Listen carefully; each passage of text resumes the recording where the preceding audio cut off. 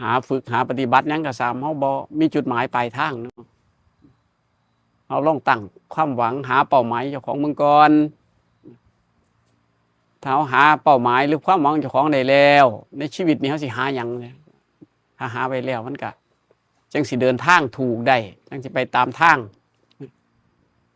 นั่นถ้าภาษาบ้านเพิ่นเอิ้นมากบ้านเฮาเอิ้นทางภาษาบ้านเฮาเอิ้นว่าง่ายๆจังซั่นชีวิตไผชีวิตมันสร้างเอาไว้ว่าในความคิดของตนในความคิดของตนคนเฮาบ่ค่อยรู้บ่ค่อยเข้าใจเรื่องคำสอนหรือว่าเรื่องศาสนาจริงๆเขาบ่ค่อยเข้าใจที่เฮาเฮ็ดอยู่เฮาก็บ่อยากให้มันทุกข์จังซี่เฮาปฏิบัติอยู่ก็บ่อยากให้มันทุกข์จังซี่ล่ะให้มันว่าสิ่งที่เฮาบ่เข้าใจบ่รู้เพิ่นว่าเฮ็ดไปตั้งแต่ตามเข้าใจจักว่าถูกบ่ถูกส่วนมากของเฮาเนาะเฮาเฮ็ดกันอยู่ซั่นก็เลยเป็นประเพณีเฮ็ดกันตามประเพณีซื่อๆเฮ็ดโดยความบ่เข้าใจบ่ฮู้หลักบ่เข้าใจในความจริงมันเฮาก็เลยพากันเฮ็ดไปถามว่ามันผิดบ่มันก็บ่ผิดแหละบ่ว่าแต่อยู่หม้องใดก็ตามบ่แต่ว่าสวดมนต์ทำวัดที่เฮาเฮ็ดกันอยู่มันก็บ่ผิดจักแนวเพราะมันเฮ็ดไปตามตัวหนังสือเฮ็ดไปตามคำสอนเฮ็ดไปตามคำบอกทุกคนที่เฮ็ดอยู่ซั่นก็เพราะความเข้าใจเคยเห็นเคยเข้าใจเคยเฮ็ดมาบางมองมันก็เริ่มมีการเปลี่ยนแปลงขึ้นมาบางมองเพิ่นก็ว่าบ่สวดมนต์ก็แล้วไปบางมองก็ต้องสวดมนต์ก็บ่เป็นหยังเฮ็ดอันใดก็ถือไปคือกันหมดซุแนวแต่ว่าเป้าหมายอีหลีเฮาต้องการหยังเฮาอยากได้หยังเฮาอยากเฮ็ดแบบใดในชีวิตจริงๆนั่นล่ะคือสิ่งที่เฮาสิต้องศึกษาสิ่งที่เฮาเฮ็ดอยู่เนี่ยต้องศึกษาคำว่าศึกษาแล้วก็ศึกษาเรียนรู้ทำความเข้าใจมันถูกต้องไม่ค่อยแมนเรื่องจริงในคำสอนบ่ต้องไปโทษไผบ่ต้องไปติติงไผมันเป็นหยังเพิ่นเลยว่าเฮามาศึกษาเบิ่งก่อนสิ่งที่เฮาสวดเฮาท่องสิ่งที่เฮาเว้าสู่กันฟังบ่ว่าอิติปิโสสวากขาโตสุปฏิปันโนทำวัดเช้าทำวัดเย็นบ่ว่าแต่เรื่องหยังก็ตามนะแต่เฮาบ่ได้เข้าใจจริงๆมันเข้าใจบ่ถึงเข้าใจบ่ค่อยถูกเฮาเลยบ่เห็นผลสำเร็จเฮาเลยบ่มีหม้องไปให้มันถึงจุดหมายปลายทางในความคิดของตนอยู่นี่เห็นชี้กับพระเพิ่นก็เว้าสู่ฟังในหลักการที่เฮ็ดอยู่นี่ละที่เฮาทำความเข้าใจอยู่นี่ละมันเป็นจังไดมื้อนี้ก็สิเว้าเรื่องศีลให้ฟังมันก็สิอาจสิถูกกันบ้างบ่ถูกกันบ้างเฮาลองฟังเบิ่งก่อนว่ามันถูกกันบ่จังซี่เป็นหยังจังบ่เฮ็ดคือกันจังซี่ทุกคนบัดอยู่นี่เพิ่นคือบ่เฮ็ดจังซั่นจังซี่นั่นเป็นความคิดของหลายๆคนเนาะความจริงเฮาเอาความเป็นจริงเอาความที่เฮาเข้าใจตามที่ตัวเองนี่แหละฝึกมาทำความเข้าใจมาเอามาเว้าสู่กันฟังแล้วสืบทอดกันไปอยู่หม้องนี้อาจเห็นถูกว่าแบบนี้ละไปหม้องอื่นเพิ่นก็ว่าบ่ถูกละจังซี่มันก็เป็นไปได้หมดเพราะต่างคนต่างคิดหลักความจริงที่มันถูกบ่ถูกมันอยู่ที่ความสบายใจของเฮาเฮ็ดแล้วเฮาสบายใจเฮ็ดแล้วความทุกข์นั้นบรรเทาไปจังซี่เพิ่นว่าถ้าทุกข์บรรเทาไปมันก็ดีขึ้นมาแล้วเด้มันก็เป็นความสุขขึ้นมาเพิ่นว่ามันเป็นจังไดเป็นคือน้ำอยู่ในสายยางถ้าน้ำสายยางเสมอกันน้ำมันสิอยู่ซ้ำนั่นเด้ถ้ายกสายยางสูงข้างหนึ่งเป็นลมเข้ามาแล้วเด้น้ำก็สิหมดไปถ้าเฮายกข้างหนึ่งสูงขึ้นน้ำก็สิหมดไปเพิ่นว่าถ้าเฮาเปรียบว่าความสบายความเบาความดีคือกับลมที่อยู่ในสายยางความหนักความอึดอัดเป็นคือน้ำอยู่ในสายยางตอนแรกทอกันต่อมาถ้าเขาทำความเข้าใจได้รู้จักได้ก็คือว่าเขายกสายยางขึ้นความทุกข์นั่นออกไปอากาศนั่นก็เข้ามาลมนั่นเข้ามามีแต่ความเบาไปเรื่อยๆการฝึกเขาเริ่มจากใสเอาง่ายๆเรื่องการฝึกของเฮา ที่เป็นหยังบ่ค่อยเน้นการสวดพอเฮาสวดแล้วต้องมาแปลกันฟังมาอธิบายกันฟังเฮาก็เลยบ่ค่อยเน้นถามว่าถูกบ่ผู้เข้าใจว่าถูกก็มีผู้เข้าใจว่าบ่ถูกก็มีแต่เฮาบ่ไปตีกันบ่ไปว่ากันว่าถ้าเฮามีความสบายใจขึ้นมาได้คือพระเจ้าเพิ่นบอกให้ละทุกข์นั่นเสียจังซี่ข้านี่เพียงอยู่นี่มันเป็นหยังจังแปลกต่างนะหรือว่าถ้าคนบ่เข้าใจก็ว่าผิดก็ได้ถ้าคนเข้าใจได้ว่ามันก็ถืออยู่ได้เนาะจังซี่ก็ได้เพราะหยังเพราะเฮามาเอาศีลเฮามารักษาศีลเป็นหลักอยู่นี่ก็สิสอนกันว่าศีลเด้คือความปกติความปกติเป็นแบบใดความปกติอยู่นี่คือคำว่าศีลแปลว่าปกติบ่เบียดเบียนตนเองและผู้อื่นทางกายทางวาจาถ้าผู้ใดทำความเข้าใจได้เฮาสิรักษาศีลพุทธเจ้าเพิ่นบอกให้รักษาศีลศีลคือความปกติบ่เบียดเบียนตนเองและผู้อื่นทางกายทางวาจามันเป็นจังไดล่ะมันง่ายบ่จริงๆมันก็ง่ายเด้แต่มันก็ยาก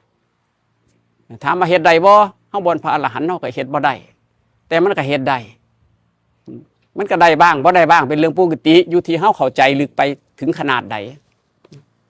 ศีลแปลว่าปกติบ่เบียดเบียนตนเองและผู้อื่นทางกายทางวาจาเฮานั่งอยู่นี่เขาด่ามานี่จักสิว่าหยังเฮาว่าตามเรื่องมันเฮาอยู่ซื่อๆเมื่อก่อนบ่ด่ามันถูกบ่ถามเจ้าของว่ามันถูกบ่บ่พอเขาด่ามาเป็นถูกบ่เป็นเห็นบ่อยู่นี่ก็บอกว่าเบิ่งเอาติล่ะถ้าเฮานั่งอยู่ซื่อมันสบายบ่สบายเขาด่ามาเฮาถูกมันสบายบ่มันก็บ่สบายเอิ้นว่าเป็นปกติคือวังหันบ่บ่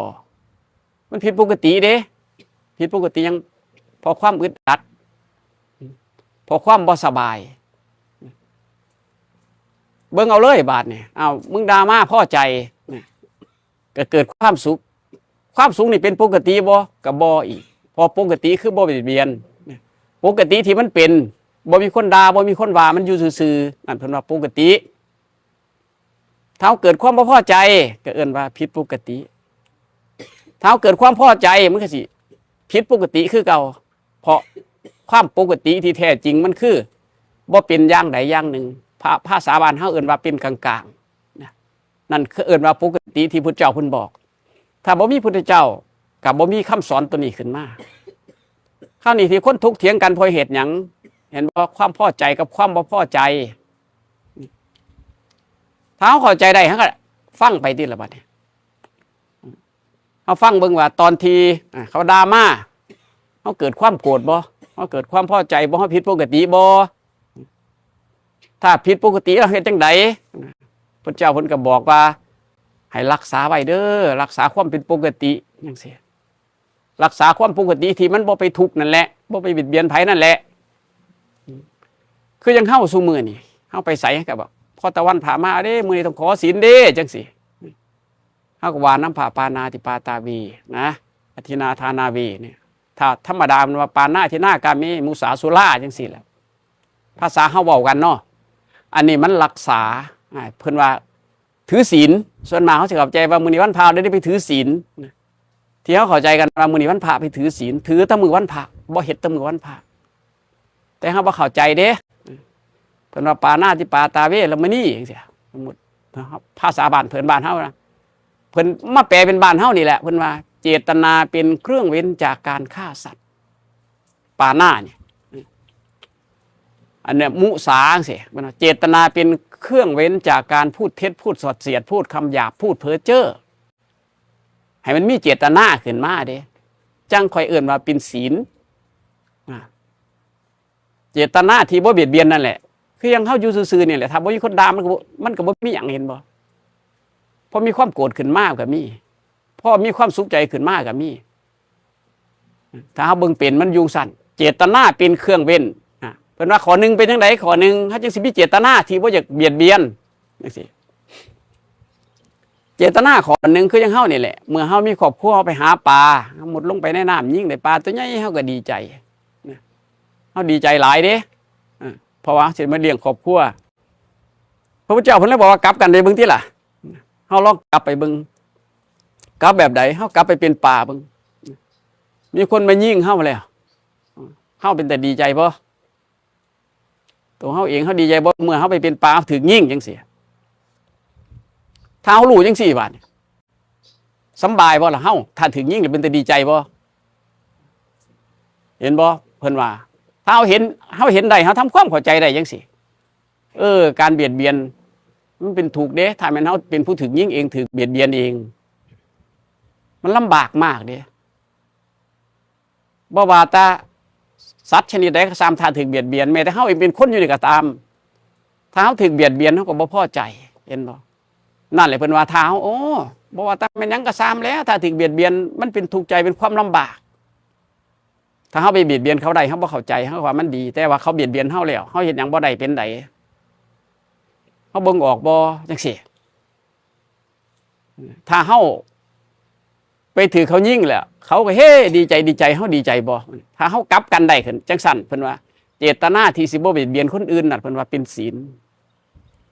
เห็นบ่เพิ่นว่าศีเลนะสุขติงจันติสิมีสุขได้ก็เพราะศีลคือบ่เบียดเบียนเห็นบ่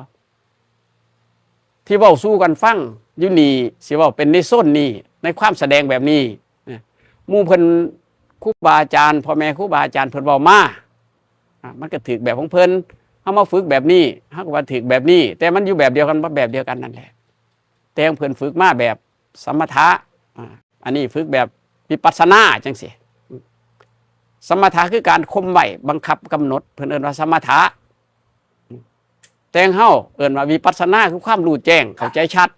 เว้ากันอยู่ซี่คือจังเจ้าเขาด่ามาเจ้าได้ยินเสียงเจ้าก็เกิดความทุกข์จังซี่นี่เพิ่นว่าเรื่องจริงเด้รู้แจ้งในขณะนั้นเลยเด้ว่าเจ้าของเกิดความโกรธเกิดความบ่พอใจนั่นเพิ่นว่าเป็นทุกข์ได้บัดเฮาบ่พอใจเป็นทุกข์ถ้าเฮาพอใจเป็นสุขถ้าเพิ่งเป็นมื้อนึงมืดเว้นมันมีอยู่ซ้ำนี่ล่ะทุกข์เขาด่ามาเขาย่องมาก็สุขบ่มีคนย่องก็ซื่อๆอยู่เพิ่นว่าถ้ามาเว้าเรื่องศีลมันเป็นอยู่จังซี่บอกกันอยู่จังซี่ทุกคนต้องเบิ่งเองทำความเข้าใจเองรักษาเอาเองบ่มีไผซอยกันได้เด้ฟังอยู่นี่บ่แม่นว่าฟังทีเดียวก็สามารถเฮ็ดได้หรือเข้าใจได้ตลอดบ่แม่นเด้มันสิต้องได้รับการกระทบหรือเปลี่ยนแปลงอยู่เรื่อยๆเป็นคือเฮาย่างนี่ล่ะออกก้าวแรกนี่บ่สามารถสิถึงได้เลยพื้นที่มันยังไกลอยู่ก็ต้องย่างไปเรื่อยๆได้รับการฝึกการอบรมการทำความเข้าใจที่ฝึกมาเนี่ยก็บ่น้อยกว่าสินำมาสร้างความเข้าใจผู้ใดเข้าใจได้ก็ถือว่านำไปใส่เป็นชีวิตประจำวันเด้บ่แม่นว่าไปล่อย่ามใดได้ปฏิบัติธรรมมื้อเด้ความจริงศีลเนี่ยมันรักษาอยู่มืดมือมืดเว้นเป็นอยู่ซั่นแต่เฮาเองบ่อนพระอรหันต์เฮ็ดได้บ่เฮ็ดบ่ได้ดอกเฮ็ดได้บ้างบ่ได้บ้างซ้ำนี่แหละถ้าผู้ใดหรือคนใดคนหนึ่งนำไปใส่เป็นชีวิตประจำวันมื้อนี้เขาด่ามาเด้เกิดความโกรธเมื่อกี้กูบ่ทันได้โกรธเด้บ่ทันได้เครียดเด้มันก็สบายอยู่เด้พอเกิดความโกรธขึ้นมาเป็นทุกข์เด้จังซี่เห็นบ่เฮาสิเบิ่งศีลออกเลยเฮาผิดปกติบ่ตัวเฮานั่นแหละเฮาเบิ่งเจ้าของนี่แหละมันผิดปกติยามใดแสดงว่าเฮาต้องแก้ไขเด้เฮาผิดได้แก้ไขตัวเองบ่ไปแก้ไขคนอื่นเด้เพราะปากของคนอื่นหน้าที่ของหูคือได้ยินเด้เฮาสิไปห้ามเขาก็บ่ได้เราต้องสร้างความเข้าใจกับตัวเองพระพุทธเจ้าเพิ่นว่าศีลนี่ให้รักษาเจ้าของเด้บ่อนไปคุ้มบังคับคนอื่นเด้บ่อนไปรักษาคนอื่นนั่นเลยว่าศีเลนะสุขติงยันติคือเก่าล่ะสิมีสุขได้ก็พอศีลเท้าเป็นอยู่สิสบายได้บัดเนี่ยมันง่ายเนี่ยเป็นหยังเมซี่เป็นหยังพระ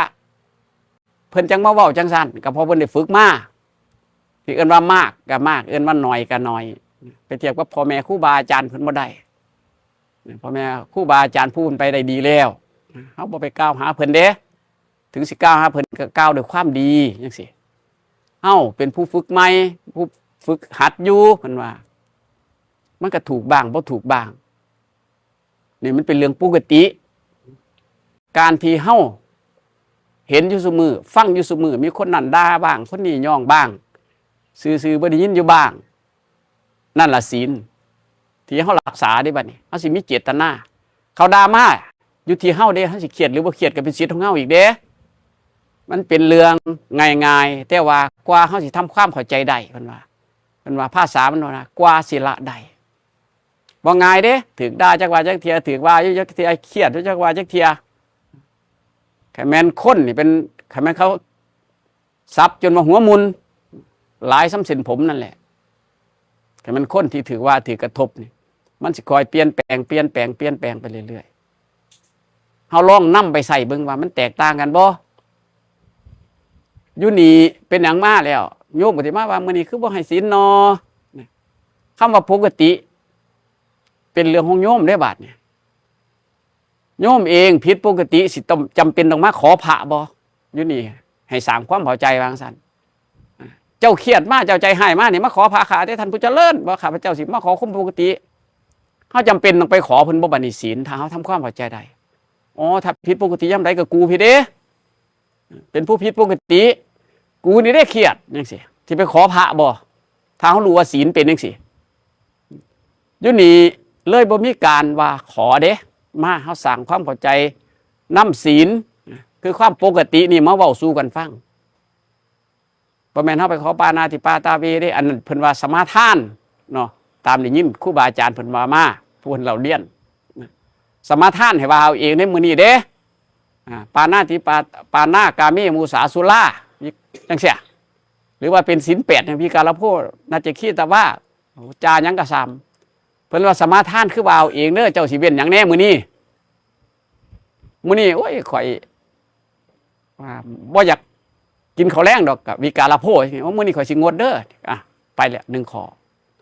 อ๋อมื้อนี้ข่อยสิบ่ขาดดอกกับไปอีกข้อนึงโอ้ข่อยกินเหล้าอยู่เด้นี่ข้อนี้เฮาก็บ่ถือจังซี่เห็นบ่เพิ่นว่าให้เฮารักษาข้อใดๆให้รักษาข้อนั้นนั่นล่ะที่เฮาขอกันอยู่ให้วางซั่นบัดนี้บ่แม่นว่ามาว่าน้ำเพิ่นเด้ที่ทุกคนที่มาเฮ็ดอยู่นี่ทุกคนก็มาว่าน้ำเพิ่นซื่อแต่ว่าเฮาบ่ได้นำไปใส่จักเที่ยแต่ว่าถ้ามานี่บ่ได้ให้เด้แต่ว่าเว้าสู่ฟังเจ้าไปเฮ็ดเอาเองเด้พระเพิ่นบ่ได้เฮ็ดให้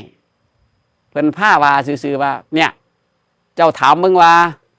เจ้าผิดปกติเจ้าใจหายเจ้าเครียดมาเนี่ยเจ้าอยากฆ่าผู้อื่นเนี่ยเจ้าเบียดเบียนผู้อื่นเนี่ยเจ้าผิดปกติบ่ถ้าผิดปกติเจ้าต้องไปรักษาเจ้าของเองเด้เจ้าอยากไปด่าเขาเจ้าต้องรักษาเจ้าของเองเด้เป็นจังอยากด่าคนอื่นก็เพราะมันผิดปกติมันเบียดเบียนตนเองเพิ่นว่าเบียดเบียนตนเองที่ไหนมันใจหายมันสูญนี่หั่นแหละเบียดเบียนผู้อื่นเป็นได้บัดนี้ไปว่าเขาบ้างไปตีเขาบ้างทางกายทางวาจาศีลมันรักษาอยู่มองหันรักษากายกับวาจาถ้าเฮาเบิ่งเป็นทำความเข้าใจเองเป็นเฮาก็สิเบิ่งได้อยู่มืดเว้นนั่นแหละเฮาก็รักษาอยู่หั่นรักษาได้บ้างรักษาบ่ได้บ้างถ้าเฮาเบิ่งเป็นเฮ็ดอยู่จังซั่นจำเป็นต้องมาขอบ่อยู่นี่ก็เลยบ่จำเป็นว่าเจ้าทำความเข้าใจของเจ้าคนเด้อเจ้าสิต้องมาขอพระบ่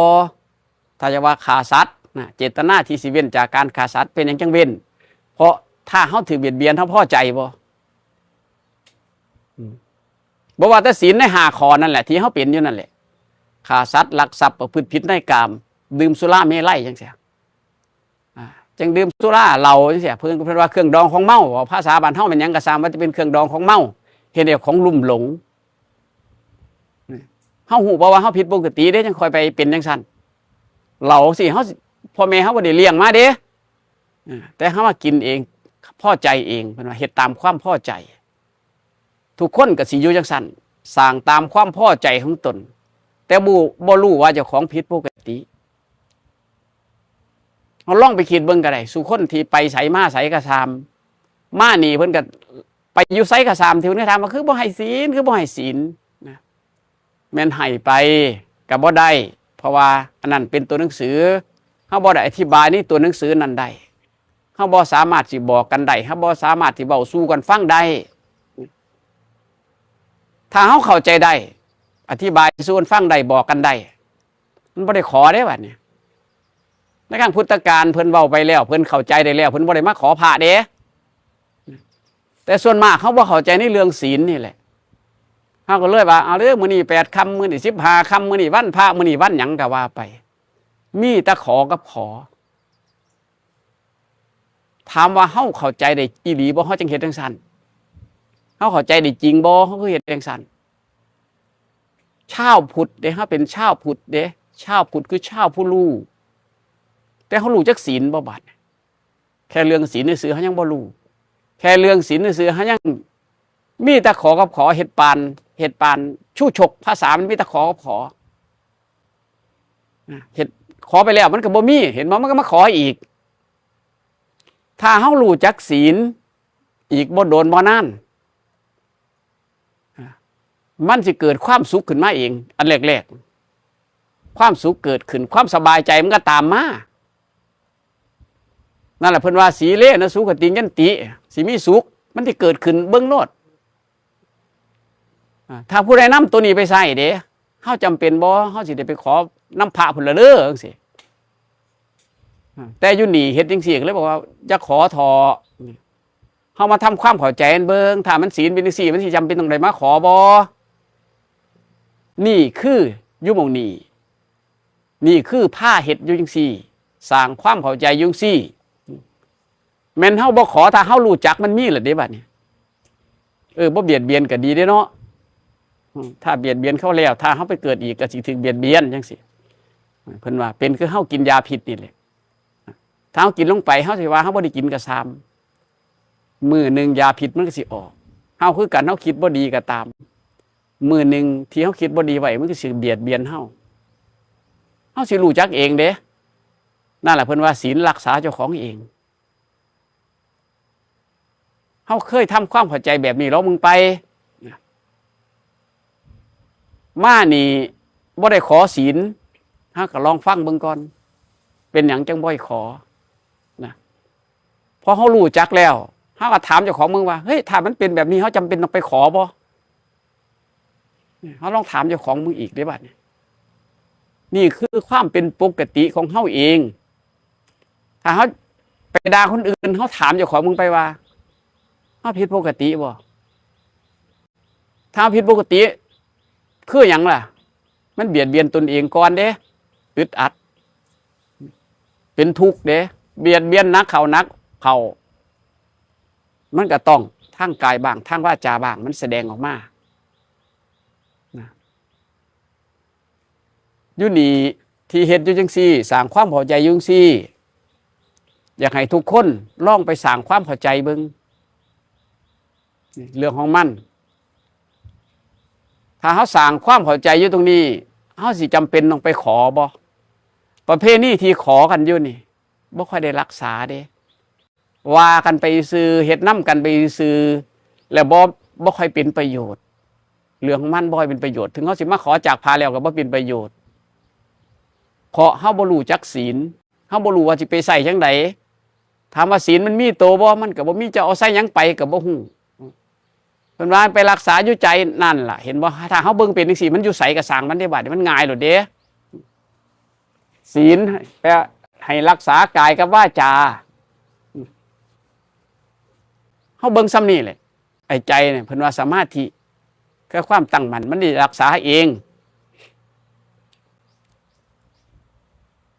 อยากให้มันมีการเปลี่ยนแปลงผู้ใดฟังแล้วผู้ใดสร้างความเข้าใจอยู่ตรงนี้ลองนำไปใส่เบิ่งคำว่าศีลว่าตอนนี้เฮาผิดปกติบ่นอผิดปกติเด้มันเกิดจากไสเกิดจากใจนั่นแหละเรื่องของศีลถ้าเห็นตรงนั้นมันเริ่มเด้มันเริ่มเศร้าเลยเด้มันสิฮู้จักรักษาไว้เด้พอรักษาศีลถ้าเริ่มมาฝึกเด้นะเฮารักษาฝึกหยังอันแรกขันติความอดทนเป็นเครื่องเผากิเลสคือหยังความบ่อดทนเขาด่ามากูเขียดกูสูญกูก็เศร้าด่าไว้ก่อนล่ะว่าอดไว้ก่อนว่ากับพิจารณาไข้ควรคือคิดอยู่บ่อยๆนั่นแหละการพิจารณาคำว่าพิจารณาไข้ควรคือคิดอยู่บ่อยๆจินตนาการนำคำเว้านี่ไปใส่อยู่เนืองๆเฮาก็สิเริ่มเห็นเด้แม่นเด้ล่ะเนาะเฮาว่าหันกูสูญกูอยากเต้นสักข้อมึงเด้จังสิเห็นบ่คนนี้คือบ่เฮ็ดจังซั่นว่าคนนี้คือบ่เฮ็ดจังซี่เห็นบ่เฮาสิเริ่มเกิดเสียความวุ่นวายเด้เฮาเสียความวุ่นวายเสียความคิดได้บัดเกิดบ่สบายใจเกิดขึ้นมาเกิดการโต้แย้งโต้เถียง ศีลนี่มันดีแท้ๆดิอย่าว่าบ่ดีเด้อแม้แต่ผัวเมียก็บ่เถียงกันเด้ถ้ารู้จักที่เถียงกันอยู่นี่ก็ย้อนบ่รู้จักศีลซื่อๆเด้ถ้าเฮารู้จักนี่มันบ่ได้เถียงกันเด้ฟังผู้นี้เว้าผิดไปแล้วอ๋อเพิ่นเว้าผิดอยู่เนาะเฮาก็ไปโทษเพิ่นบ่ได้เด้ผู้ใดเข้าใจได้ซ้ำใดแสดงไปตามซ้ำนั้นแสดงไปตามที่เจ้าของรู้เห็นบ่บางคนไปด่าคนอื่นจังซี่บอกว่านั่นการประจานตัวเองด้วยความชั่วเด้ผู้ใดเข้าใจได้จังซี่บางคนบอกเศร้าดอกเว้ยเศร้าเลยเด้เห็นบ่ประจานตัวเองโดยความชั่วไปด่าคนอื่นเขาภูมิใจวะล่ะผู้บ่รู้ก็ภูมิใจดีใจกูด่ามันได้กูว่ามันได้นะแต่ว่ามานี่บอกว่าเฮ้ยเจ้าประจานตัวเองด้วยความชั่วของตนเองเด้บัดนั้นคุยว่าเจ้าของดีเด้บอกว่าเจ้าของเป็นคนดีขึ้นถูกเด้เขามาฟังเบิ่งเลยมันแมนอยู่ว่าไปด่าเขาเลยเขาว่าเจ้าของคนดีเขาเว้ามวนอยู่บ่เห็นบอกเพิ่นว่าพูดเท็จพูดสอดเสียดพูดคำหยาบพูดเพ้อเจ้อพวกนี้ไม่ได้พวกสิ่งบ่ดีเลยเพิ่นว่าผิดศีลคือผิดปกติเด้พูดเท็จคือตัวคนอื่นนี่มักตัวเนี่ยเพิ่นว่านั่นแหละพูดเท็จพูดสอดเสียดว่าคนอื่นผิดกันเห็นบ่มีแต่ผิดปกติเพราะมันเป็นทุกข์ในใจเขาเบิ่งออกบ่พูดเท็จพูดสอดเสียดพูดคำหยาบเห็นว่าเขาก็สิเริ่มไปว่ากันพูดเพ้อเจ้อเห็นบ่เพิ่นถามแนวนึงเว้าไปเรื่องนึงเว้าไปบ่รู้เรื่องเพิ่นว่าเฮาเบิ่งออกบ่นั่นล่ะเพิ่นจังว่าให้เฮารักษาความดีรักษาศีลน่ะให้เฮารักษาไว้เด้อพวกนี้มีแต่พวกผิดปกติเด้คือเฮาสิไปหาป่าแล้วผิดปกติไปแต่พี่อยากเบียดเบียนเขาเด้เห็นเขาเป็นอาหารเด้จังซี่ถ้าสมมุติถ้าเขาป่าไปเสียเห็นเหลียวเห็นเฮาว่าเฮาเป็นอาหารนี่เฮาเป็นดีใจบ่นั่นแหละเพิ่นยังว่าให้พากันฟังทำความเข้าใจในแต่ละอย่างที่พุทธเจ้าเพิ่นว่านั่นน่ะเป็นอย่างจังเอิ้นว่าพุทธเจ้าคือเจ้าแห่งผู้รู้เห็นบ่เฮาบ่เป็นอยู่กับความรู้ของธรรมดาเด้เพิ่นรู้ไปทุกเรื่องพุทธเจ้าเพิ่นรู้เอาทุกเรื่องเลยพุทธเจ้าแต่ว่าเรื่องมู่นั่นที่รู้ไปว่าเป็นประโยชน์เพิ่นก็บ่นำมาบอกเฮาเพิ่นก็นำมาบอกแต่เรื่องที่เป็นประโยชน์เรื่องอยู่กันได้สามัคคีเด้บ่สามัคคีเพราะหยังเพราะเบียดเบียนกันเองเฮาเบิ่งออกบ่ว่าเฮาเบียดเบียนกันเองไปคนนี้ก็ว่ากันด่ากันแสดงไปตามที่เจ้าของมีความรู้แสดงไปตามที่เจ้าของว่าเจ้าของเองบ่เข้าใจแต่กับภูมิใจดีใจหลายเด้จังตัวเขาได้จังสิเบียดเบียนเอาทรัพย์เขาจังสิบ่รู้ว่าเจ้าของสิได้รับกรรมพอหยังพอเฮาบ่เชื่อบาปบุญคุณโทษเพิ่นว่าภาษาบ้านเฮาเอิ้นว่าจังซั่นบ่รู้บาปบุญคุณโทษบ่เชื่อในคำสอน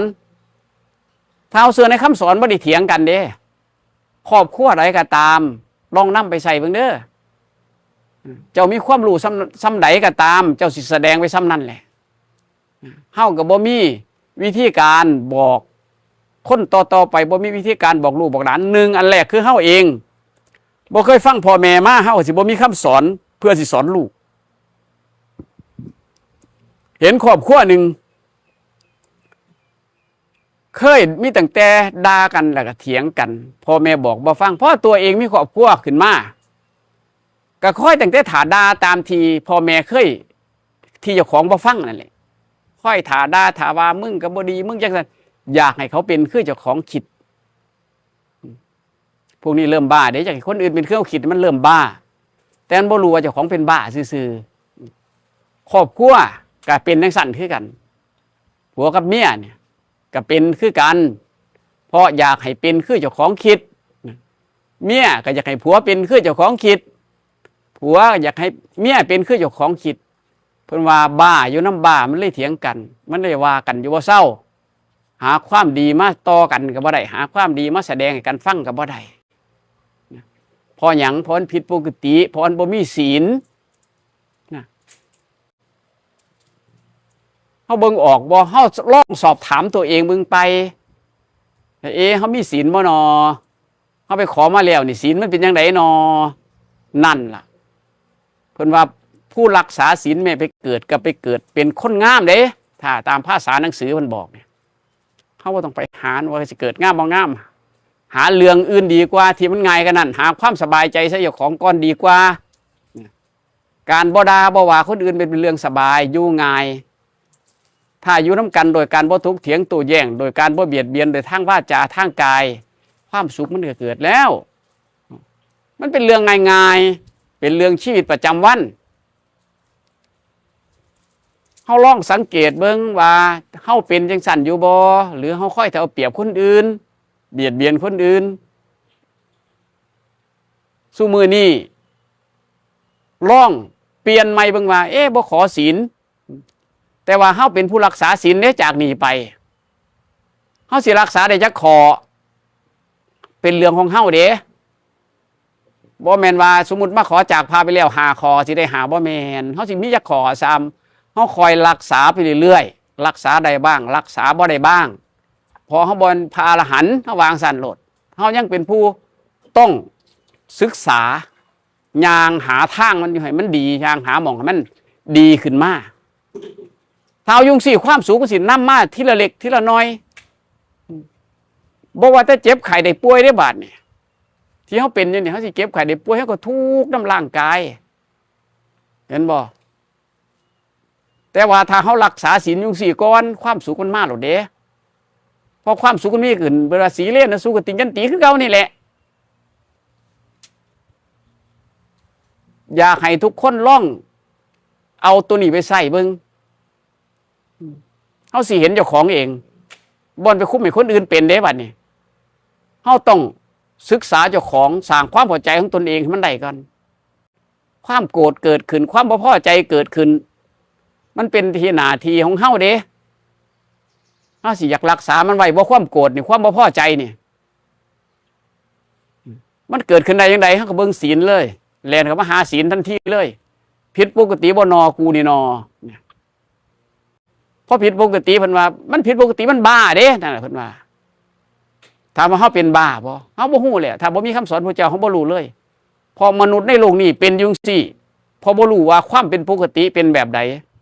เฮาสิเข้าใจแต่ว่าปกติเป็นแบบที่คนทั่วไปเนี่ยเป็นอยู่นี่แต่พระพุทธเจ้าเพิ่นบ่บอกจังซั่นเด้ความปกตินี่คือการบ่เบียดเบียนตนเองและผู้อื่นทางกายทางวาจามันห่างกันกับเฮาแห้งแท้เด้คำสอนเพิ่นอยากให้เฮาบ่แต่ว่าฟังอยู่ไสก็ตามนะถ้าทำความเข้าใจตรงนี้ได้หรือว่าพิจารณาไขควรไตร่ตรองว่าถูกต้องเฮาก็สิได้รักษาเฮาลองเบิ่งตัวนี้มันสิรักษาได้คำสอนพระพุทธเจ้าเป็นของพิเศษเอามาท่ารูปก็หายเอามาท่าน้ำก็หายเด้แต่ว่าอันนั้นเฮาจะพึ่งให้มันไปเฮาเอาของเฮานี่ก่อนเอาเรื่องของศีลเรื่องง่ายๆเรื่องเป็นปกติเป็นชีวิตประจำวันถ้าเฮามีศีลเฮาสิเริ่มสอนลูกได้บอกลูกมีหลักการมีวิธีการวิชาการสู่เอ้ยสู่อย่าด่ากันเด้อนี่ที่เป็นจังซี่นี่สู่แสดงความชั่วเด้ผู้ใดแสดงความชั่วเอิ้นว่าเป็นคนดีหรือคนบ่ดีคนดีแสดงแบบใดคนชั่วแสดงแบบใดเฮาเองเฮาสิอยากเป็นคนดีหรือคนชั่วเฮาแสดงไปโลกนี้คือโลกละครโลกใหญ่เพราะทุกคนเห็นเป็นจังซี่ถ้าเฮารู้จักศีลเฮาไปหม่องนี้ได้เห็นเขาด่ากันเห็นเขาว่ากันอ๋อนี่เด้พวกนี้ประจานตัวเองหรือความชั่วพวกนี้เป็นคนผิดปกติเป็นคนบ่มีศีลมันว่าอยู่ที่เฮาได้บาดนี่เฮาสิเบิ่งออกเฮาสิฟังรู้เฮาสิสร้างความเข้าใจของตนเองว่าจะเอาสิ่งระงับลงเลยเห็นบ่การเบียดเบียนทางกายเฮาสิน้อยลงการเบียดเบียนทางวาจาเฮาสิน้อยลงบ่เป็นคนเว้ามากได้บาดนี่บ่เป็นคนแสดงด้วยความชั่วใส่แต่ว่าจาดีเห็นบ่พุทธเจ้าเพิ่นยังสอนเป็นยังบอกเพิ่นบอกแสดงเพิ่นว่าบอกกล่าวเล่าแสดงอธิบายขยายแล้วก็บัญญัติขึ้นมาแต่เฮาบ่ค่อยเข้าใจบ่เคยได้ยิน เคยได้ยินแต่ว่าปานาติปาตาเวอธินาทานาเวกาเมมุสาสุราว่าไว้ง่ายซ้ำนี่ล่ะเขาสิยินแต่งสั่นแล้วเขาก็แล้วไปออกไปบ้านจักว่าด่ากันจักว่าหาจักว่าผีจักว่าปอบแปลนออกปากแซวเลยจักว่าบักผีบักหาจักอยู่ใสเอิ้นมันอย่างเดียวนั่นเพิ่นว่าศิษย์บ่มีครูบ่มีอาจารย์นั่นนะฟังพระแล้วก็บ่รู้เรื่องถ้าเขาฟังแล้วรู้เรื่องมันสิระงับลงเลยความสุขสิมาเลยคอยไปทีละน้อยทีละน้อยมันสิเป็นขึ้นมาเองบ่มีไผสิไปห้ามกันได้มันคนสิมาห้ามกันว่าอย่าเฮ็ดเด้อหรือว่าเฮ็ดเด้อจังซี่ก็บ่ได้บอกกันก็บ่ได้หยังมันเป็นการเฉพาะตัวไผตัวมันเด้เว้าสู่กันฟังได้ซอยกันบ่ได้คำสอนของพุทธเจ้าเว้าสู่กันฟังได้บอกกันบอกกล่าวเราแสดงอธิบายขยายบัญญัติขึ้นมานี่แล้วแต่ไผเสียเอาเองแล้วถ้าพยายามรักษาเอาเองซอยกันบ่ได้เพิ่นเลยว่าเป็นคือเฮากินข้าวเลยเฮากินเฮาก็ยินภาษาบ้านเฮาเด้เพิ่นว่าผู้ใดอยากไปทางใดเลือกเอาเองเฮาอยากไปทางสัวก็บ่พึดลงไปนั่นเป็นสิ่งที่เฮาได้รับเด้บ่มีไผรับแทนเฮาเด้พอเฮาพอใจยังเฮาด่าคนอื่นสิแหละเขาว่าจะไปด่าถอนบ่ดีก็ซ้ำแต่เฮาพอใจที่สิด่าคนนั้นเฮารับเองเด้ข้าวนี้เฮาจำไว้ว่าตั้งแต่อดีตผ่านมายกเลิกไว้หมดถ้าเฮาเข้าใจเรื่องศีลยกเลิกไปเลยอดีตที่ผ่านมาเอาแต่ปัจจุบันนี่แหละนับตั้งแต่มือที่เฮาจำได้รักษาได้นี่แหละไปโลดมูที่ผ่านมาบ่ต้องไปเราบ่ต้องไปก้าวบ่ต้องไปขานมันเป็นว่าบ่ต้องไปเก็บมาคิดอีกเพราะมันผ่านมาแล้วเป็นยังไงเป็นคือเฮากลืนเขาลงในข้อลงในท้องไปแล้วนั่นแหละเสียออกมาเป็นข้ามเขาเป็นอาหารอย่างเก่าบ่ได้สิ่งที่ผ่านมาบ่ต้องไปไล่ผู้ที่คิดได้ยังสี่สร้างความเข้าใจอยู่แบบนี้เด้เพิ่นว่าหนึ่งสิบ่วิกลจริตเพิ่นว่าถ้าเข้าใจเรื่องนี้ได้บ่วิกลจริตบ่เป็นคนบ้าเพิ่นว่าบ่ได้ทำอนันตริยกรรมห้าบ่ขาพ่อขาแม่ขาพระนั้นทำไรพุทธเจ้าทำสงฆ์ให้แตกแยกพวกนี้สิรักษาอยู่ได้ตลอดเขาสิเริ่มหามันบ่เป็นคนปัญญาถึบเห็นบ่ที่เขาสิถ้าเขารู้จักตัวศีลมันสิดีขึ้นมาเทละเล็กเทละน้อยเพิ่นถึงว่าให้รักษาเองเด้อศีลเมื่อเจ้ามารับแล้วรับคืออย่างเขาพอใจที่สิเอาไปใส่นั่นแหละเพิ่นว่ารับขอได้ก็ตามเขารักษาเพิ่นว่าดีมืด1 ใน 5หรือ1 ใน 8หรือ1 ใน 10หรือเท่าใดก็ตามนั่นล่ะคำว่าศีลแปลว่าปกติบ่เบียดเบียนตนเองและผู้อื่นทางกายทางวาจาบ่ได้มาขอบ่ต้องขอแต่ว่าขั้นเป็นขอเนี่ยโอ้ขอแสดงแน่ทอนครับขอแสดงให้ผมฟังแน่มันเฮ็ดจังไดนอนั่นคือในการพุทธการเพิ่นก็เว้าสู่ฟังคือกันจังซี่ล่ะแต่มันเป็นภาษาบ้านเพิ่นบ่ภาษาบ้านเฮาเพราะว่าเป็นบ้านเฮาก็มาเว้าสู่กันฟังสิผู้ว่าบ่เคยเห็นบ่เคยได้ยินแบบนี้มันบ่ถูกก็มีสิทธิ์ว่าได้ผู้ฟังไปแล้วโอ้แบบนี้มันก็ดีได้ละเนาะก็แล้วแต่คิดเอาเองเด้ทุกคนนี่คิดเอาเองทั้งหมดแม่แต่ผู้เว้าสู่ฟังอยู่นี่ก็ตามเว้าสู่ฟังซื่อๆเด้ซอยก็บ่ได้เด้ให้ไปคิดเอาเองพิจารณาไขควรไต่ตองเอาเองถ้าฟังมานี่ฟังมาแล้วสิเป็นตาสงสัยจักน้อยบ่ค่ะผู้นางอยู่นี่อยากถามได้ให้มีข้อสงสัยบ่เข้าใจส่วนใดสามารถสอบถามได้นะคะ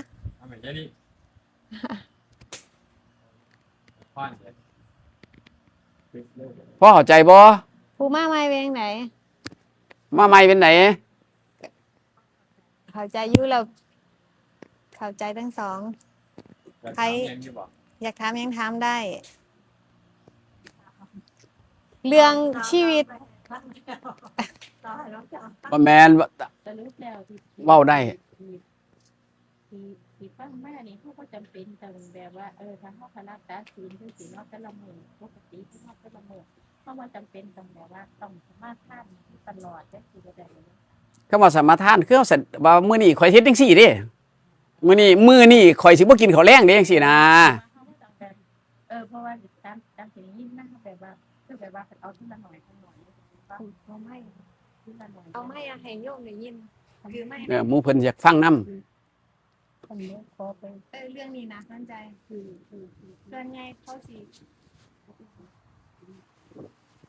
ซื้อก็ได้ค่ะ แปลว่าบ่ใกล้อีก นั่นลืมแล้วดิบาทบ่หัน แต่ว่าท่านศีล สภาทานศีลเพราะว่าเพิ่นก็บอกว่าแต่ละมื้อถ้าเฮาแบบว่าเฮาสิตั้งใจว่าสิรักษาศีลแม่นบ่เฮารักษาทีละหน่อยละหน่อยแบบว่ามื้อหนึงตั้งใจสมาทานทีละหน่อยจังซี่ แล้วก็มากลับทบทวนเจ้าของว่าสมมุติว่าสิรักษา1 ชั่วโมงจังซี่มันต้องจำเป็นต้องแบบเฮาต้องจำกัดแบบว่าจังซี่ รั จั ก งซี่ ษาศีลยังไง1 ชั่วโมง บ่สมมุติว่าแบบว่าถ้าเฮาเอาเบิดมือเฮาย่านเฮาบ่กลุ่มจังซี่แหมค่ะแม่ชี ก็ เออ อัตโนมัติเองไง คำว่า นั่นแหละ คำว่า นั่นแหละมัน คำว่าปกตินี่ ได้ฟังมาไงมันก็เลย ฟังเด้อคำว่าปกตินี่คือเฮาเป็นอยู่จังซี่แหละถ้าเฮาบ่ไปเบียดเบียนเข้าใจบ่คำว่าบ่ไปฆ่าสัตว์บ่ไปลักทรัพย์สิบ่แม่นเฮาตั้งใจรักษาเด้มันเป็นของมันเองโดยอัตโนมัติมื้อนี้มันสิไปฆ่าสัตว์มันก็ต้องมีเหตุ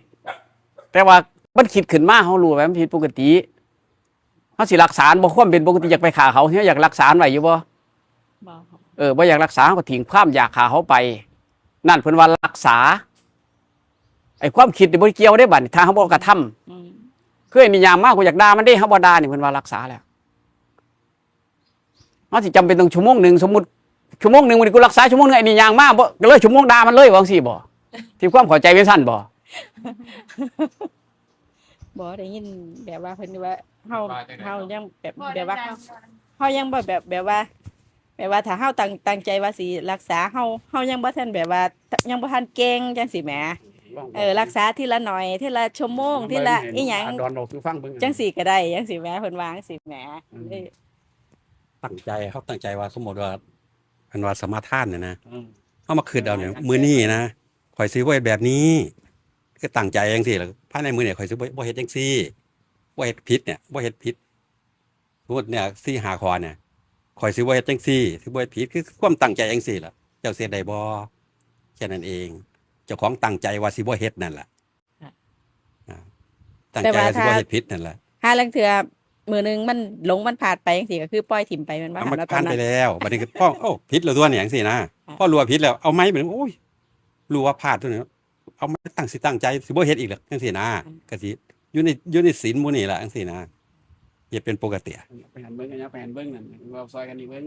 เพื่อเข้าใจหลายจังซี่เพื่อ ก็ สั่งเข้าหัวใจ เอิ้นว่าจังซี่ไหมแบบถ้าเฮาว่าเฮ้ยเฮารักษาศีลจังซี่ไหมก็คือในช่วงที่ว่าเจ้าของรักษาเป็นผู้รักษาศีลเนี่ยก็คือมันบ่ได้ไปบ่ถ้าเฮาฮู้ว่าเจตนาเป็นเครื่องเว้นว่าบ่ฆ่าสัตว์เด้บ่ลักทรัพย์บ่ประพฤตินิกะมันบ่ประพฤติผิดในกามบ่ดื่มสุราเมลัยบ่พูดปดจังซี่ว่าเฮารักษาจังซี่ที่เฮาฮู้จักก็คือเฮาเว้นว่าในมื้อนี้เฮาบ่ไปเฮ็ดสิ่งนั้น เมื่ออยู่จังซี่เฮาเป็นศีลแล้วอหยังจังซี่นะเมื่อเฮาไปเฮ็ดพลาดไปอหยังซี่เฮาก็สิฮู้ว่าอ๋ออันนี้เจ้าของพลาดไปแล้วเด้นี่ แต่มันบ่แม่นว่าขาดจุดปุดเด้มันสิเป็นเหมือนกับว่าอ๋อนี่คือเฮาพลาดเฮาก็ตั้งใหม่อหยังจังซี่นะก็พยายามที่สิเว้นจากความผิดหมู่นั้นความที่บ่ดีเหล่านั้นจังซี่เฮ้ยพลาดตบยุงแปะตายจังซี่โอ้บ่แม่นว่าขาดจากศีลหาเลยเด้แต่ว่าอ๋อเจ้าของเฮ็ดผิดไปแล้วจังซี่ เจตนาบ่เจตนาจังซี่บรรณาบ่เฮ็ดจังซี่นี่คือเจตนาเป็นเครื่องเว้นว่าอ๋อบรรณาจะพยายามระวังอีหยังจังซี่นะแล้วก็จะบ่เฮ็ดอีหยังจังซี่นี่ล่ะจะเป็นแบบนั้นมันบ่แม่นแนวที่ขาดจุดปุดล่ะบ่แม่นแนวที่ว่าไปขอเอาบ่แม่นแนวไปขอเอาบ่แม่นแนวไปขาดเลย แต่ว่าคือเฮาอ่ะที่เป็นปกติอยู่เนี่ยความบ่ปกติที่ว่าคือการไปเบียดเบียนก็คือเป็นบ่ปกติก็คือไปเบียดเบียนผู้อื่นจังซี่ ความเป็นปกติก็คือแบบที่เฮาเป็นอยู่ตอนนี้นี่แหละ คือตอนนี้เฮาบ่ได้ตบยุ่งเด้เฮาบ่ได้พูดปดเด้เฮาบ่ได้ดื่มสุราเฮาบ่ได้เฮ็ดอิหยังเลยทั้งสิ้นในอันที่ว่า5ข้อ8ข้อเนี่ยนี่แหละที่ว่าศีลเฮายัง รักษาอยู่หม่องนี้แล้วเฮาก็มีเจตนาที่สิบ่ไปเฮ็ดมันอีหยังจังซี่นี่นะนี่แหละที่ว่าเป็นศีลอยู่ซ้ำนี่แหละ แม่นแล้วก็สิบ่ขาด ค่ะ มีคำถามนะคะคำถามว่ากราบเรียนท่านพระอาจารย์ค่ะ การที่เราต้องอยู่กับคนไม่มีศีลเราจะอยู่อย่างไรให้มีความสุขคะ สมมุติเรื่องศีลนี่ก็เนาะเฮาบ่อนพระอรหันต์เด้จำไว้เด้อเฮาบ่อนพระอรหันต์เฮาบ่สามารถเฮ็ดได้นะทุกคนจำไว้ว่าเฮาบ่อนพระอรหันต์เด้บ่อนเฮาเสียได้เลยเด้มันเป็นยุงซี่เป็นประจำผิดบ้างถูกบ้าง เข้าใจตรงนี้อยู่เนาะนั่นเพิ่นว่าเฮาบ่อนพระอรหันต์บ่สามารถเฮ็ดได้ดอกเฮ็ดผิดบ้างถูกบ้างเป็นเรื่องปกติแต่เฮามีความพยายามมีความเพียรอยู่จังซี่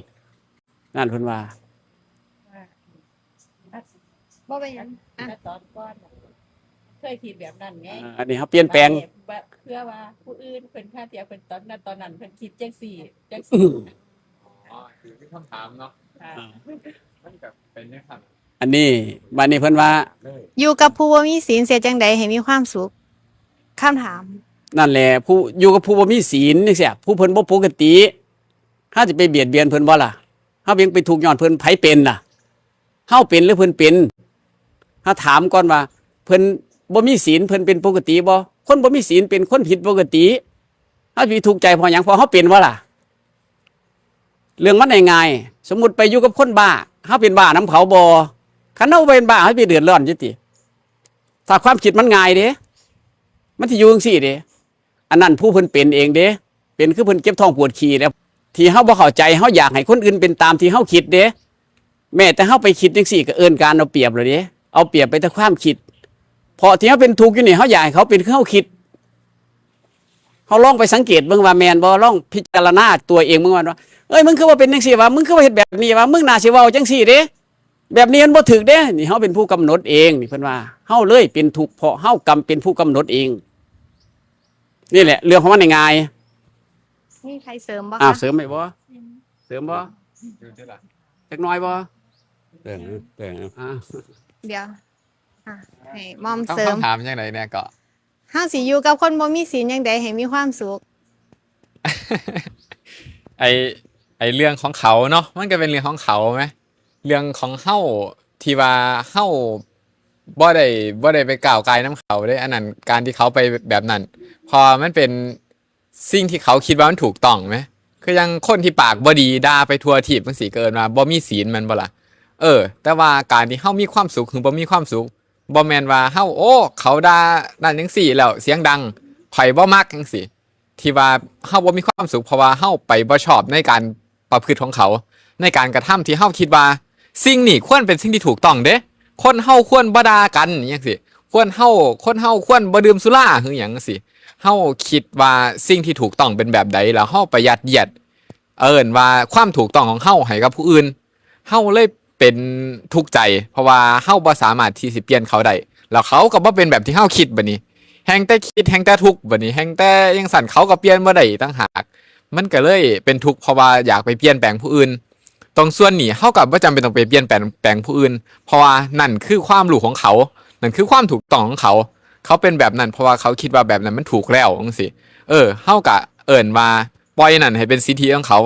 เฮาก็เฮ็ดได้แค่ซ้ำบอกเนาะบอกเขาก็ถ้าเขาเปลี่ยนบ่ได้ก็ให้เขาอยู่จังซั่นล่ะจังซี่เฮาก็จะบ่จำเป็นต้องไปทุกข์นำเขาว่าผู้นั้นสิเป็นแบบนั้นผู้นี้สิเป็นแบบนี้ผู้นี้สิด่าคนเก่งผู้นี้ปากบ่ดีผู้นี้กินเหล้าหลายหยังจังซี่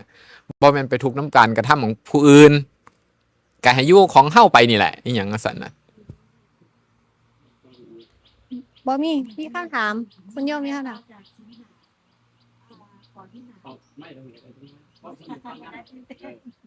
ได้ฟังนำ สินขอที่หา1 2 3 4คือได้ซึ่งว่าในมื้อหนึงอ่ะ มีหมู่ชวนไปกินข้าว อืม บัดนี้ก็สิลืมเครื่องดื่มกันน่ะบัดนี้ อืม โยมปฏิเสธว่า โยมบ่กินนะคะเอาเถอะน่ะแต่ว่าโยมบ่ได้บอกเขาว่ามื้อนี้โยมรักษาศีลให้มันครบ อืม บัดนี้เฮาจับไว้แต่ว่าเฮาบ่กินผิดศีลบ่ ฮู้จักว่าเจตนาเป็นที่สิเว้นไปเฮามีเจตนาที่สิเว้นแม่นบ่ แม่น นั่นล่ะเจตนานั่นแหละที่เฮาสิเว้นนั่นเป็นศีลแล้ว แต่ว่ามันจับขวดไปแล้วนะ จับขวดก็บ่ผิดแม่นเฮากินลงไปก็บ่ผิดพอเป็นบางอัน เพิ่นว่ากินเป็นยาก็ได้กินแค่เล็กน้อยเพราะเป็นวิธีใดบ่แม่นเฮากินด้วยความมัวเมา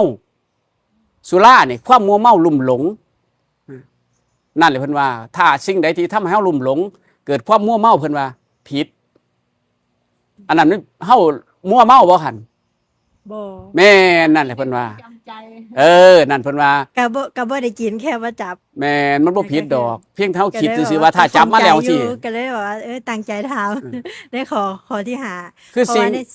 สิ่งใดสิ่งหนึ่งที่มันเป็นเรื่องเล็กน้อยอ๋อเอาดิเพื่อความสบายใจของผู้อื่นบ้างเฮาจิบเข้าไปก็บ่เป็นหยังเพราะเฮาบ่มีเจตนาที่สิประพฤติแนวนั้นเพิ่นว่า เจตนานั่นแหละเป็นสิ่งที่คนทั้งหลายลุ่มหลงไปจังอยากกินเหล้าแม่นบ่มีแม่นนั่งคิดอยู่ซื่อมันก็เริ่มผิดไปแต่คิดไปแล้ว ยิ่งได้ไปกินยิ่งผิดหนักเข้าใจบ่จังซี่ เข้าใจ ถามอีกได้ มีคำถามค่ะมีคนถามว่า ถ้าพ่อแม่เฮาอยากกินปลาสด แล้วให้เฮาไปขาปลาแต่เฮาบ่อยากขานี่เฮาสิจังได๋ เฮาบ่อยากฆ่าเฮาก็บ่ฆ่าแหละ แล้วที่พ่อ พ่อ แม่อยาก แม่ ให้ เฮาแม่นเฮา เฮ็ด ฆ่าเฮาก็บอกเอาติล่ะผู้ใดสั่งมาผู้นั้นเด้อข้าพเจ้าบ่ยอมรับส่วนนี้ นี่เรื่องจริงเด้ อ่า เมื่อเฮาเฮ็ดไปแล้วเด้บัดนี้เฮาพยายามอุทิศบุญคือเฮาต้องอุทิศส่วนกุศลเมื่อเฮาเฮ็ดให้พ่อให้แม่กินแล้วเด้อาหารนี่ อืม เฮาก็ต้องเอาอาหารนี่แหละ ไปให้แม่หรือให้พ่อก็ตามเฮาก็บอกว่าบุญนี่เด้ที่ข้าเฮ็ดนี่ขอให้ท่านจงไป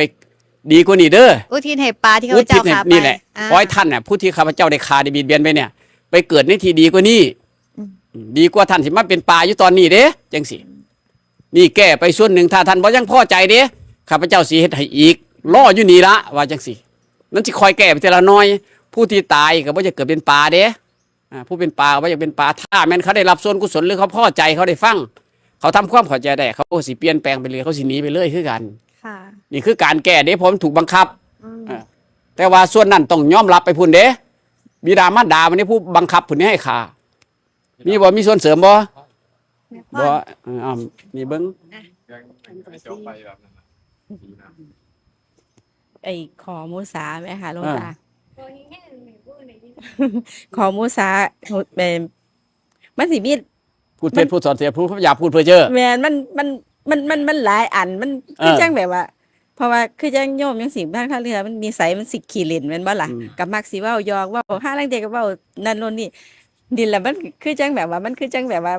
มันสิผิดนำบ่ห้าลังเทื่อก็มักอยากเว้าหยอกเว้าเล่นเว้าซ้อเสียดเว้านั่นนี่จังสิเพ้อเจ้อไปอีหยังจังสิแม่หานี่ซื่ เจ อๆว่า ตนาเพิ่นว่าเจตนานี่เฮาสิเจตนาเพื่อหยังคือยังเขาตัวเด็กน้อยแล้วโอ้มึงอย่าไปเด้อหมึงหันผีหลอกจังซี่มึงอย่าไปมองหันได้กับแก่จังซี่เพิ่นว่าอุบาย มันบ่แม่นเจตนาที่เพื่อเสื่อมเสีย ค่ะ เข้าใจบ่นี่เจตนาสมมุติพูดเท็จจังเจตนาที่สิตัวเด้สิตัวเพื่อบ่ให้เขาได้ดีเด้ อืม เพิ่นนึกว่าเจตนานี่ตัวสิเป็นเพราะเข้าใจบ่จังซี่ เจตนาดีก็บ่ดีนั่นแหละมัน นั่นแหละเพิ่นนึกว่ามันผิดมันมีเพี้ยน มีการมาเจตนาในการ แม่นทุกเรื่องต้องอยู่ที่เจต ถึง นา ได้บอกว่าเจตนาเป็นเครื่องเว้นนั่นแหละ ต้องตั้งใจนี่แหละ อืม เจตนา ห้าลังเทื่อมันแบบเลิ่น ถ้าศาลบ่ได้หวังซัวบ้านเฮาเอิ้นบ่ได้หวังซัวหวังดีถ้ายังมีหวังดีก็เด็กน้อยมันสิไปตกขันเด้เป็นสางวิ่งไปขันเด้อสิเขาบอกไปสิคือเจตนาบ่จะเขาไปเป็นอันตรายจังซี่แม่นสิเว้าไปสิเพิ่นว่าอุบาย ค่ะ มีคำถามค่ะ การเจ็บป่วยที่ไม่หายสักทีเกี่ยวกับเจ้ากรรมนายเวรไหมคะ และต้องแก้ยังไง นะเจ้ากรรมนายเวรนี่จริงๆแน่ๆมันแม่นอยู่แล้วหลักการของเรื่องพุทธศาสนาเด้เนี่ยเขาเชื่อทั้ง4คนเนาะเรื่องพุทธศาสนาเรื่องกรรมเวรนี่เป็นการเบียดเบียนกันมาในอดีตชาตินะวิธีแก้แม่นบ่วิธีแก้เฮาอุทิศส่วนกุศลนี่ที่ข้าพเจ้าเคยขานี่แหละผู้เบียดเบียนข้าพเจ้าอยู่นี่แหละเวลาทำบุญย่ำใดหรือว่าให้ทานย่ำใดหรือซอยเหลือบุคคลอื่นย่ำใดก็ตามเฮาสามารถคำว่าอุทิศภาษามันนี่บ้านเพิ่นได้บ้านเฮาเอิ้นว่าคิดฮอดคิดถึงระลึกถึงเพิ่นว่าเฮ็ดความดีได้เฮ็ดความดีย่ำใดเฮาสามารถระลึกถึงผู้ที่เป็นเจ้ากรรมนายเวรเฮาได้บอกเขาเลยว่า ถ้าท่านมาจองกรรมจองเวรอยู่นี่เด้ท่านถ้าข้าพเจ้าบ่ได้มาเกิดอีกท่านบ่ได้หยังเลยเด้บอกเขาสิเลย เพราะหยังเพราะว่าทุกคนเนี่ยมันเคยเบียดเบียนกันมาบ่ว่าแตะเฮาหรือเขาต้องเบียดเบียนกันมานานพอแล้วบ่ว่าแต่จะกรรมนายเวรที่ในอดีตที่ผ่านมาก็ตาม ที่ก่อนนั่นก็ตามเฮาเคยเฮ็ดเขาเฮ็ดเคยเฮ็ดเฮาเป็นเรื่องปกติเฮาควรอุทิศส่วนกุศลคือฝ่ายดีที่เฮาเฮ็ดดียามใดเฮาสามารถระลึกได้นั่นแหละเฮ็ดนี่บุญนี่ขอให้เจ้าเด้อขออุทิศให้เจ้าแล้วอนุโมทนาบุญซ้ำนี่เจ้ากรรมนายเวรนี่ก็สิคอยบรรเทาไปเรื่องง่ายๆ ค่ะเดี๋ยวชี้สรุปให้เนาะก็คือ การที่เขาเจ็บไข้ได้ป่วยอยู่นี่หมายความว่าเฮาก็เคยเบียดเบียนเขามาเขาถึงได้มาเบียดเบียนเฮาขึ้นเนาะเพราะฉะนั้นในเฮาอุทิศส่วนกุศลให้เขาแบบที่หลวงตาว่าเวลาเฮาทำบุญใส่บาตรนะคะกะบุญนี้อุทิศให้เจ้ากรรมนายเวรที่ข้าพเจ้าเคยเบียดเบียนนี่เด้อให้ท่านรับบุญนี้ไปซะอย่าเบียดเบียนข้าพเจ้าท้อเฮาก็บอกไปจังซี่เนาะเฮาก็พยายามขอความ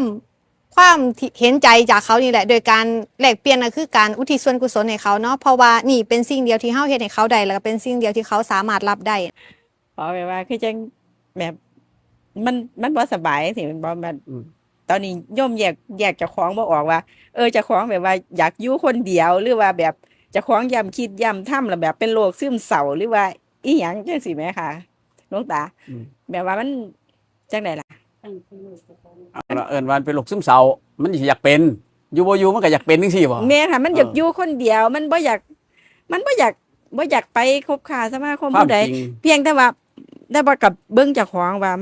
มันก็บ่ได้รังเกียจผู้ใดเด้แต่ว่ามันหังบ่อยากไปสูงสิงมันบ่อยากไปอีหยังจังซี่แม่ค่ะ ถ้าเฮาเป็นนักฝึกเด้มันสิบ่เข้าไปหั่นเพิ่นว่านักฝึกนักปฏิบัติต้องสร้างความเข้าใจเด้เห็นว่าสร้างความเข้าใจหยังสร้างความเข้าใจเรื่องขันธ์ห้านักปฏิบัตินักฝึกต้องเป็นสันขันธ์ห้าคือหยังรูปคือร่างกายนี่แหละเวทนามีทุกข์มีสุขมีเฉยๆสัญญาคือความจำได้หมายรู้สังขารคือเครื่องปรุงแต่งที่คิดอยู่ว่าจำอย่างสั่นจังซี่นั่นแหละเพิ่นว่าสังขารวิญญาณคืออารมณ์นี่แหละเศร้าหมองเกิดความเศร้าหมองขึ้นมานี่ย้อนอารมณ์นี่แหละจังซี่อันนี้เพิ่นว่าบ่แม่นเด้เฮาเด้เป็นตัวรู้อยู่เพิ่นว่าชาวพุทธคือชาวผู้รู้คือจิตเด้จิตนี่มีตัวถ้าเฮานั่งอยู่ดีๆเฮาสิเฮ้ยอันนี้ทุกข์อันนี้สุขมันเกิดขึ้นอยู่นี่มันมาจากไสนี่แสดงว่ามีตัวรู้ว่านี่ทุกข์นี่สุขได้เฮาคือชาวพุทธเฮาต้องรู้ขันธ์ห้าตัวนี้ความเศร้าหมองเกิดขึ้นเฮาเชื่อว่าความเศร้าหมองเป็นเฮาว่าล่ะความคิดนั่นคิดอยู่เรื่อยๆนั่นเป็นเพิ่นบอกสัญญาสังขารสัญญาสังขารพอเฮาจำได้จังเอิ้นสัญญาเพราะมันคิดอยู่เรื่อยๆจังเอิ้นสังขารเฮาว่าเป็นเฮาบ่ได้มันก็บ่ได้แล่นไปตรงนั้นเฮาคือผู้รู้มันสิมีตัวรู้ตัวนึงที่ยืนอยู่นั่นแหละเพิ่นว่าจิตคือเฮานั่นแหละถ้าเฮาแยกออกตัวนี้โลกบ่มีเลยพวกไอ้ซึมเศร้ามีแต่คิดเอาเองเฮาอยากให้มันเป็นไปตามปรารถนาเรื่องของมันคำว่าซึมเศร้านี่ข่อยคิดอันนี้ก็บ่เป็นไปคิดนี่ก็บ่ถือคิดนะว่าจักมันหยังนี่เห็นบ่เฮาไปเข้าใจจังซั่นว่าเป็นเจ้าของแม่นบ่บัดนี้ความอยากได้อยากให้เป็นจังซั่นสิก็เป็นเจ้าของอีกแม่นบ่ เห็นบ่น่ะมันไปจับเอาสังขารกับสัญญาเขาประกอบกันอันนี้ข่อยจำได้อันนี้ข่อยอยากไปสิไม่ค่อยเพราะอาศัยสัญญาที่เจ้าของเคยอยากเห็นอยากเป็นอยากได้อยากดีอยากมีอยากเป็นภาษาเพิ่นเว้าแต่มันอันนั้นมันบ่แม่นอันนั้นเป็นเรื่องของมันที่เป็นอย่างสั่นอยู่แล้วนี่นักปฏิบัติถ้าทำความเข้าใจเขาสิมายืนตรงนี้คิดก็คิดไว้ที่หรือคิดมันเสียเงินบ่ล่ะมันก็บ่ได้เสียใจมันก็เกิดขึ้นมาเพราะอาศัยสัญญาประกอบกับสังขารปรุงเข้าไปทุกข์กับสุขก็เกิดขึ้นอารมณ์มันหนุนเข้าไปเฮาก็เลยว่าเป็นความเศร้านี่แหละเพิ่นว่าเป็นความเศร้าหมองของน้ำรูปคือร่างกายนี่น้ำคือเวทนาสัญญาสังขารวิญญาณนี่เพิ่นไล่เรื่องขันธ์ห้าที่นักปฏิบัติที่เขามานี่เลยถ้าเข้าใจได้เด้นี่เพิ่นว่านักปฏิบัติถ้าเขามานี่พวกที่เป็นอยู่นี่บ่แม่นเฮาเพิ่นว่าทุกข์สุขดีชั่วผิดถูกชอบเกลียดพอใจไม่พอใจสงบฟุ้งซ่านพวกนี้ยังเป็นเรื่องของโลกถ้ามาถือเอาตัวนี้ว่าเป็นเจ้าของบ่แม่นเห็นบ่นั่นมันในความซึมเศร้ามันที่มาจะใส่ละบัดนี้แม่งละคือความซึมเศร้าพอคิดเอาเองมันบ่คิดว่าเจ้าของเป็นความซึมเศร้าอีกแม่นบ่มันละแยกบ่ออกบาดมาถามเจ้าของว่าแล้วกูเป็นทุกข์ขนาดนั้นอยู่บ่กายกูเป็นจังซี่กูเป็นทุกข์ขนาดนั้นอยู่บ่กลับมาเบิ่งใจเจ้าของมันก็บ่ได้เป็นทุกข์แต่ว่ามันนั่งมักสิคิดวนซ้ำอยู่แต่กับกายเจ้าของเจ็บตัวนี้ปวดตัวนี้แล้วมันมาคิดมันก็เจ็บมาลังเทื่อกับนั่นล่ะเขาเอิ้นว่ารูปมันแยกเจ้าของบ่ออกว่ารูปมาทำนี่คือรูปนี่คือร่างกายนี่รูปคือร่างกายน้ำคือใจถ้าเขาเบิ่งกันภาษาของโลกน้ำคือใจมีอย่างในเวทนาสัญญาสังขารวิญญาณนี่เอิ้นว่าใจเฮาเสียตัวนี้เป็นใจนี่เป็นเฮาตัวนี้บ่แม่นใน4อย่างนี่บ่แม่นเฮาจักอันทุกข์สุข บ่ทุกข์บ่สุขนี่เพิ่นเอิ้นว่าเฉยๆนี่เวทนาเพิ่นเอิ้นสัญญาให้จำนั่นได้จำนี่ผู้นี้จังซี่จังไดก็ซ้ำนั่นเพิ่นเอิ้นสัญญาบัดนี้ไม่คิดจังซั่นแบบนี้แต่งต้องจังซั่นตัวนี้มาประกอบตัวนี้เพิ่นเอิ้นสังขารพอใจหรือบ่พอใจก็เกิดเป็นอารมณ์ขึ้นมาเพิ่นเอิ้นว่าวิญญาณเมื่อตากระทบรูปก็เกิดวิญญาณขึ้นระหว่างกลางสมมุติเราเหลียวเห็นงามหรือขี้ลายมันก็เกิดขึ้นมาตามหลังระหว่างกลางพอแต่กระทบปุ๊บก็เกิดขึ้นมาเพิ่นเอิ้นระหว่างกลางนี่เขาเรียกขันธ์ห้าในหลักของนักปฏิบัติ ขาดว่า ที่เข้าไปโดยตรงต้องสายนี่เพิ่นว่าไปทางนี่อย่างเดียว ถ้าออกอื่นเพิ่นว่าบ่ได้เข้าในสู่ ก็เรากันไหมล่ะ แต่ว่าถ้าถามว่า เวลาเจ็บมันเจ็บไปเจ็บป่วยเจ็บขึ้นมาปวดขึ้นมาอีหยังขึ้นมามันมีตกจนแบบว่าเจ้าของเห็นว่ากูสิตายอยู่บ่ว่าอีหยังบ่ปานนั้นนั่นจังซี่แหมค่ะลูกตาบ่ปานนั้นดอก คือ แต่ว่า สม ฮู้ว่ามันเจ็บมันอันนี้ขึ้นมาแล้วมัน คือจังเจ้าของมาคิดวนอยู่แตะกั ฟั บ งเด้อ รู้สิแหมค่ะลูกตา เพิ่นว่าพอมีทุกข์ก็ว่าเป็นเจ้าของมีสุขก็ว่าเป็นเจ้าของ ถ้ารูปนี้คือมีรูปนี้ขึ้นมาเพิ่นว่าถ้ามีจิตเข้ามาครอบครองเวทนาสัญญาสังขารวิญญาณเข้ามาเลย ทุกข์ก็ต้องมีสุขก็ต้องมีซื่อๆอยู่ก็ต้องมีจำนั่นได้จำนี่ได้ก็ต้องมีคิดแบบนั้นคิดแบบนี้แต่งไปเรื่อยๆมีแล้วก็ความพอใจว่าที่มันหนุนเกิดเป็นอารมณ์ขึ้นมาสิมีในสี่อย่างนี้เมื่อเขามาครอบครองกายดวงจิตมาครอบครองกายเปลี่ยนยุงสี่บัดนี้พอตัวไหนเกิดมาสัญญามันจำได้ว่าเจ็บเด้พอมันอาศัยเวทนาเจ็บมีสัญญามันจำได้โอ้กูได้บัดนี่มันว่าร่างกายนี่เด้แม่นบ่ กลายเป็นกู ร่างกายเป็นกูแม่นบ่เจ็บปวดก็เป็นกูอีกแม่นบ่ ค่ะ นั่นเพิ่นว่าบ่แม่นเพิ่นถึงได้แยกขันธ์ห้ามาให้เฮาเบิ่งว่ารูปกับน้ำรูปคือกายนี่น้ำคือใจนี่จังซี่แต่เจ็บเป็นใจแม่นบ่เห็นบ่หั่นเห็นว่าตัวใจถึงได้ถามว่าตัวใจมันได้เป็นหยังนำบ่ใจมันได้ไปเจ็บน้ำเขาบ่ บ่มันเห็นหยังบ่มันได้ยินเสียงเป็นบ่ใจนี่ใจก็บ่ได้ยินเสียงมันบ่ ค่ะ เห็นก็บ่เห็นมันบ่ อ๋อ รถมันก็บ่ได้กินมันบ่แต่เฮาไปเสียมันคือเฮาไปเสียมันเนี่ยเสียใจได้แม่นบ่ตามที่หยังมันบ่มีหยังจักแนวเลยไอ้นี่บ่เห็นบ่ฮู้บ่เห็นหยังจักแนวมันบ่แต่ไปเสียตัวนี้แม่นบ่เสียใจแม่นบ่นั่นแหละเฮาเลยเพิ่นว่ารูปกับน้ำกายกับใจความที่บ่รู้ก็เลยคิดว่าสองอันนี่เป็นเฮาถ้ามันมีเพราะแต่มีรูปนี้ขึ้นมาถ้าจิตเข้ามาครอบครองมันก็สิมีสี่อย่างนี้ขึ้นมาประกอบเป็นห้าเฮาเลยเสียว่าตัวนี้เป็นเฮาก็เลยเสียความคิดนั้นอยู่ตลอดเวลา ถึง แยกบ่ออกจัก ถึงได้ เทื่อ ถามว่ามันแยกพระท่านได้ถ้าฝึกไปมานัก ถึงได้ถามว่า ถ้าเฮาบ่เข้าใจในเรื่องขันธ์ห้าเนี่ย มันบ่มีหม่องไป ในรูปเวทนาสัญญาสังขารวิญญาณนี่เฮาสิบ่แม่นว่าถามว่ามันยากบ่มันก็บ่ยากถามว่ามันง่ายบ่ก็บ่ง่ายเพิ่นเรียกว่ามัชฌิมาปฏิปทาทางสายกลางคำสอนของพระพุทธเจ้าถึงว่าทางสายกลาง ถ้าเข้าใจแล้วก็บ่ยากถ้าบ่เข้าใจบ่มีโอกาสตอบถูกบ่มีโอกาสเป็นไปได้เข้าใจบ่พอตั้งแต่นี้ปุ๊บสิเข้าใจ ต่อก็ได้เดี๋ยวที่อ่านคำถามต่อไป เอาเลย ให้จบ คำถาม ก่อน ด้วย ก็ได้ เอาสำนันละ ค่ะมีคนถามเนาะนี่เดี๋ยวชี้ตอบเองสันๆว่าถ้าสามีป่วยอุทิศบุญให้เจ้ากรรมนายเวรสามีได้บ่สามารถเฮ็ดได้นะคะ แล้วก็คำถามต่อไปครอบครัวชอบใช้อารมณ์ พูดเอาชนะประชดประชัน ครอบครัวชอบใช้อารมณ์ พูดเอาชนะประชดประชันกันเกือบทุกคน เหมือนอยู่กลางสงครามวางตัวอย่างไร เอ้าเห็นบ่นั่นแหละเขาต้องสร้างความเข้าใจว่านี่มีแต่คนผิดปกติอยู่น้ำกันเด้หรือว่าบ้าอยู่น้ำกันเขาสิอยากหายบ่เขาอยากหายบ้าบ่ถ้าเขาอยากหายบ้าเขาต้องรักษาเจ้าของนี่เขาต้องเป็นผู้งดที่ผู้ที่อยากหายผู้นั้นก็ต้องรักษาเจ้าของเด้ อ่า เพราะเข้าใจบ้องสิคอยบ่อยากเป็นบ้าเด้นี่การเว้าประชดประชันกับซามแต่มันเกิดผลยังไงบ่ได้ ถ้าเขาเข้าใจตัวนี้ได้ว่าเฮ้ยมีแต่พวกคนบ้าเด้เขาไปฟังคนบ้าเนี่ยเขาสิเครียดกับคนบ้าบ่แค่นั้นแหละถ้าหัวเขาเป็นบ้าเขาจะไปเครียดให้เขาบ่แค่นั้นแหละ อืม เขาจะเป็นคนดีถึงเขาเป็นคนดีแล้วเขาจะไปเสียคนบ้าแสดงว่าแย่เติบอยู่เด้ถ้าผู้ใดเสียคนบ้าแม่นบ่ จบแม่นบ่คะ แม่น แล้วมีคำถามต่อไป การตั้งข้าวพระพุทธตั้งจิตอธิษฐานให้พ่อแม่พี่น้องเทวดารักษาตัวเองจะถึงหรือเปล่า การตั้งพวกนี้เนาะตามหลักการความจริงนี่ถ้าเพิ่นว่าการให้ทานมันต้องมีผู้รับเด้พระพุทธเจ้าเพิ่นอยู่ไสที่ไปวัดให้เพิ่นได้มันมีผู้รับบ่ ถ้าบ่มีผู้รับกับโมฆะบ่มีประโยชน์ แต่เฮาสิได้ประโยชน์คือเฮาว่าดีใจเพราะนั่นความเชื่อของเฮาเองเฮาเชื่อด้วยตัวเองเท่านั้น จบปะคะ จบ แมวเสียชีวิต 25 วันแล้วทำใจยังไง ทำใจไม่ได้เลยทำยังไงดีคะ เอาใจมีตัวบ่สิไปทำมันไปได้ถ้าภาษามันสิไปถือมันตีมันหรือเอามันหนีหรือแบบใดการทำใจอ่ะเฮาไปเสียตั้งแต่ความทุกข์เฮาซอยสามารถซอยสัตว์ทั้งหลายได้บ่เว้าซื่อๆเลยเว้าง่ายๆเนาะสัตว์ทั้งหลายที่มีในโลกนี้เฮาซอยหยังได้แน่เฮาสิแค่แมวตัวเดียวเสียใจเพราะแมวตัวเดียวติสัตว์ทั้งหลายที่มีมากกว่านั้นคือบ่อยากซอยเขาแค่แมวตัวเดียวเฮาสิไปเสียใจเฮาสิบ่ได้ซอยเป็นมากได้กว่านั้นบ่ถ้าเฮาบ่ค่าเสียใจอยู่นี่เป็นเรื่องง่ายๆเฮาควรซอยหมู่อื่นต่อไปตัวตายแล้วก็ถือว่ามันหมดอายุของเขาไปอย่าอยากให้เขาเป็นแมวอีกเลยถ้าสมมุติว่าไปเป็นแมวเด้เฮาสิตายมันได้ก็เฮาจะไปเกิดเป็นแนวอื่นถ้าบ่ได้เป็นเฮาสิเครียดบ่เอาง่ายๆซ้ำนั่นเนาะ บ่มีใครเสริม เอา ห อี ยั ก ง บ่ บ่ เอา มีอีกคำถามหนึงละกัน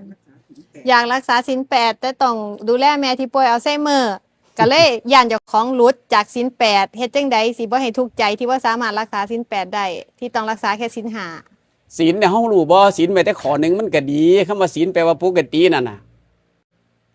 มื้อนี้เฮาเมื่อยแห้งนี่เฮาอยากกินข้าวโอ้บ่ได้รักษาก็ได้ดอกวิการละโพจังซี่เพิ่นว่าเกินเที่ยงไปบ่กินจังซี่มันนี่เป็นโทษต่อร่างกายเด้ควรรักษาร่างกายนี่ไว้อย่างดีเด้เฮาบ่จำเป็นว่าต้องบริสุทธิ์8ข้อเด้นั่นคือความเข้าใจซื่อคำว่าบริสุทธิ์ในเรื่องของศีลเป็นเรื่องเล็กน้อยแต่ความจริงถ้าเฮารู้จักศีลอีหลีนี่มันสิมีสมาธิสิความตั้งมั่นเกิดขึ้นโลดปัญญาสิไหลตามมาถามว่าเฮาสิรักษาแบบโลกๆเฮาก็เฮ็ดจังซั่นแหละนั่นคือรักษาแบบโลกๆโดยที่เฮ็ดซื่อๆแต่มันบ่ได้เกิดปัญญาเด้พอหยังพอสมาธิสิความตั้งมั่นมันบ่มีถ้าเฮารู้จักศีลปุ๊บเฮ็ดจังซี่เจตนาที่ดีเด้เฮามีเจตนาที่ดีมันสิตั้งอยู่ซั่นแหละแล้วมันสิรักษามันเองบ่แม่นว่ารักษาเฮาบ่พระอรหันต์เว้าซื่อซะไปเฮาบ่สามารถเฮ็ดได้ดอกเฮ็ดถูกบ้างผิดบ้างเป็นเรื่องปกตินี่ของทั่วไปเฮาบ่พระอรหันต์ถ้าเฮาเป็นพระอรหันต์แล้วมันเฮ็ดได้เองซ้ำนี่แล้วเรื่องมันง่าย คำถามต่อไป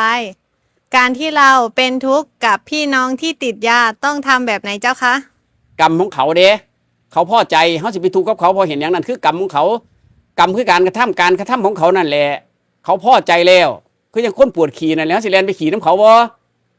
เขาลองสั่งความพอใจบางว่าที่เขาอยากเป็นจังซั่นเด้เขาไปบังคับเขาได้บ่ถ้าเขาบังคับเขาให้เขาไปเป็นคือเขาสิเอาบ่เนี่ยมันเรื่องง่ายๆซ้ำเนี่ยเขาเป็นอย่างที่สิไปทุกข์ย้อนคนอื่นกินยาแก้ขี้แตกขี้หัวจังซี่คนเจ็บท้องปวดขี้จังซี่เขากินยาแก้ลงไปแก้บ่ได้เขาสิไปทุกข์น้ำเขาบ่คั่น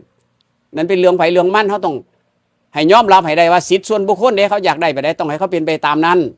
ถึงสิอยู่ร่วมกันก็ตามแต่เขาบ่สามารถเฮ็ดคือเฮาได้เขาจะไปว่าเขาเฮ็ดหยังเรื่องง่ายๆนี่เขาคิดง่ายๆซ้ำนี้ มีคนโยมอันนี้ฝากหลวงตาว่าเว้าเร็วเกินไปประมวลผลบ่ทันเนาะให้เว้าช้าลงอีกนิดนึง เอาได้ ค่ะ ได้ แล้วก็เหนื่อยกับโรคที่เป็นอยู่ทำยังไงคะถึงจะอยู่กับมันได้ มันเป็นในโลกเขาจังค่อยสิไปลำบากกับมันเขาลำบากโลกหรือร่างกายนี้ถามว่าสั่นเขาว่าโลกหยังเขาสิไปลำบากเพราะโลกบ่หรือว่าเฮาคิดว่าร่างกายนี่มันเป็นจังซี่ร่างกายนี่พระพุทธเจ้าเพิ่นบอกว่ามีอยู่แล้ว98โลกเมื่อคุณมีร่างกายนี่มีอยู่แล้ว98โลกคุณที่ไปบอกว่าขอให้ข้าพเจ้าอย่าให้มีโลกเลยแสดงว่านั่นบ้าแล้วอ่านมาแล้ว98ขาด100อยู่2นั่นแหละร่างกายมีอยู่แล้ว98โลกบัดนี้สิมาขอว่าบ่ให้ข้าพเจ้าเป็นนั่นเป็นนี่มันเพี้ยนแล้วมันผิดปกติแล้ว เร็วไปเก่าเครื่องติดแล้วมันบ่ได้ เพราะเข้าใจบ่เรื่องของโลก ก็ ถ้าจะ ค ไป ง ทุกข์ สิ เพราะเหตุหยังแค่นั้นแหละที่ร่างกายมันมีอยู่แล้วมีแต่โลกกับโลกเรื่องราวของร่างกายนี่ บ่มีศีลหานั่งสมาธิได้บ่ สมาธิคือความตั้งมั่นคุณสินั่งหรือยืนสมาธินั่นมันก็มีถ้าเฮาทำความเข้าใจบ่มันได้เกี่ยวกับนั่งเด้เห็นบ่พุทธเจ้าบ่ว่าแต่ยืนเดินนั่งนอนเพิ่นก็มีสมาธิชื่อว่าความตั้งมั่นคือเก่าแม่ สาลงเนี่ย สมาธิคือว่าความตั้งมั่น สมาธิชื่อว่าความตั้งมั่นของจิตหรือใจตั้งมั่นนี่ภาษามันอีหลีเด้ คำว่าสมาธิคือความตั้งมั่นของจิตนั่นเพิ่นเว้าเรื่องจิตที่เป็นตัวรู้ถ้าเฮาบ่ค่อยเข้าใจเพิ่นเรียกว่าหรือใจตั้งมั่นคำว่าใจนี่มีเวทนาสัญญาสังขารวิญญาณมีทุกข์มีสุขมีเฉยๆมีจำได้มีคิดปรุงแต่งอยู่บ่เศร้ามีคิดอยู่เรื่อยๆเพิ่นว่าคิดเรื่องนั้นเรื่องนี้เพื่อสิประกอบมันสวยงามถ้าภาษาเฮาเอิ้นนั่นแล้วก็อารมณ์ที่ตามมานี่เพิ่นว่าถ้าบ่เบิ่งตัวจิตบ่เป็นให้มาเบิ่งใจตัวนี้ เริ่มเก่าเลย มันตอบบ่ค่อยคล่องเนาะมันก็ต้องบอกไว้เองจังซั่นล่ะ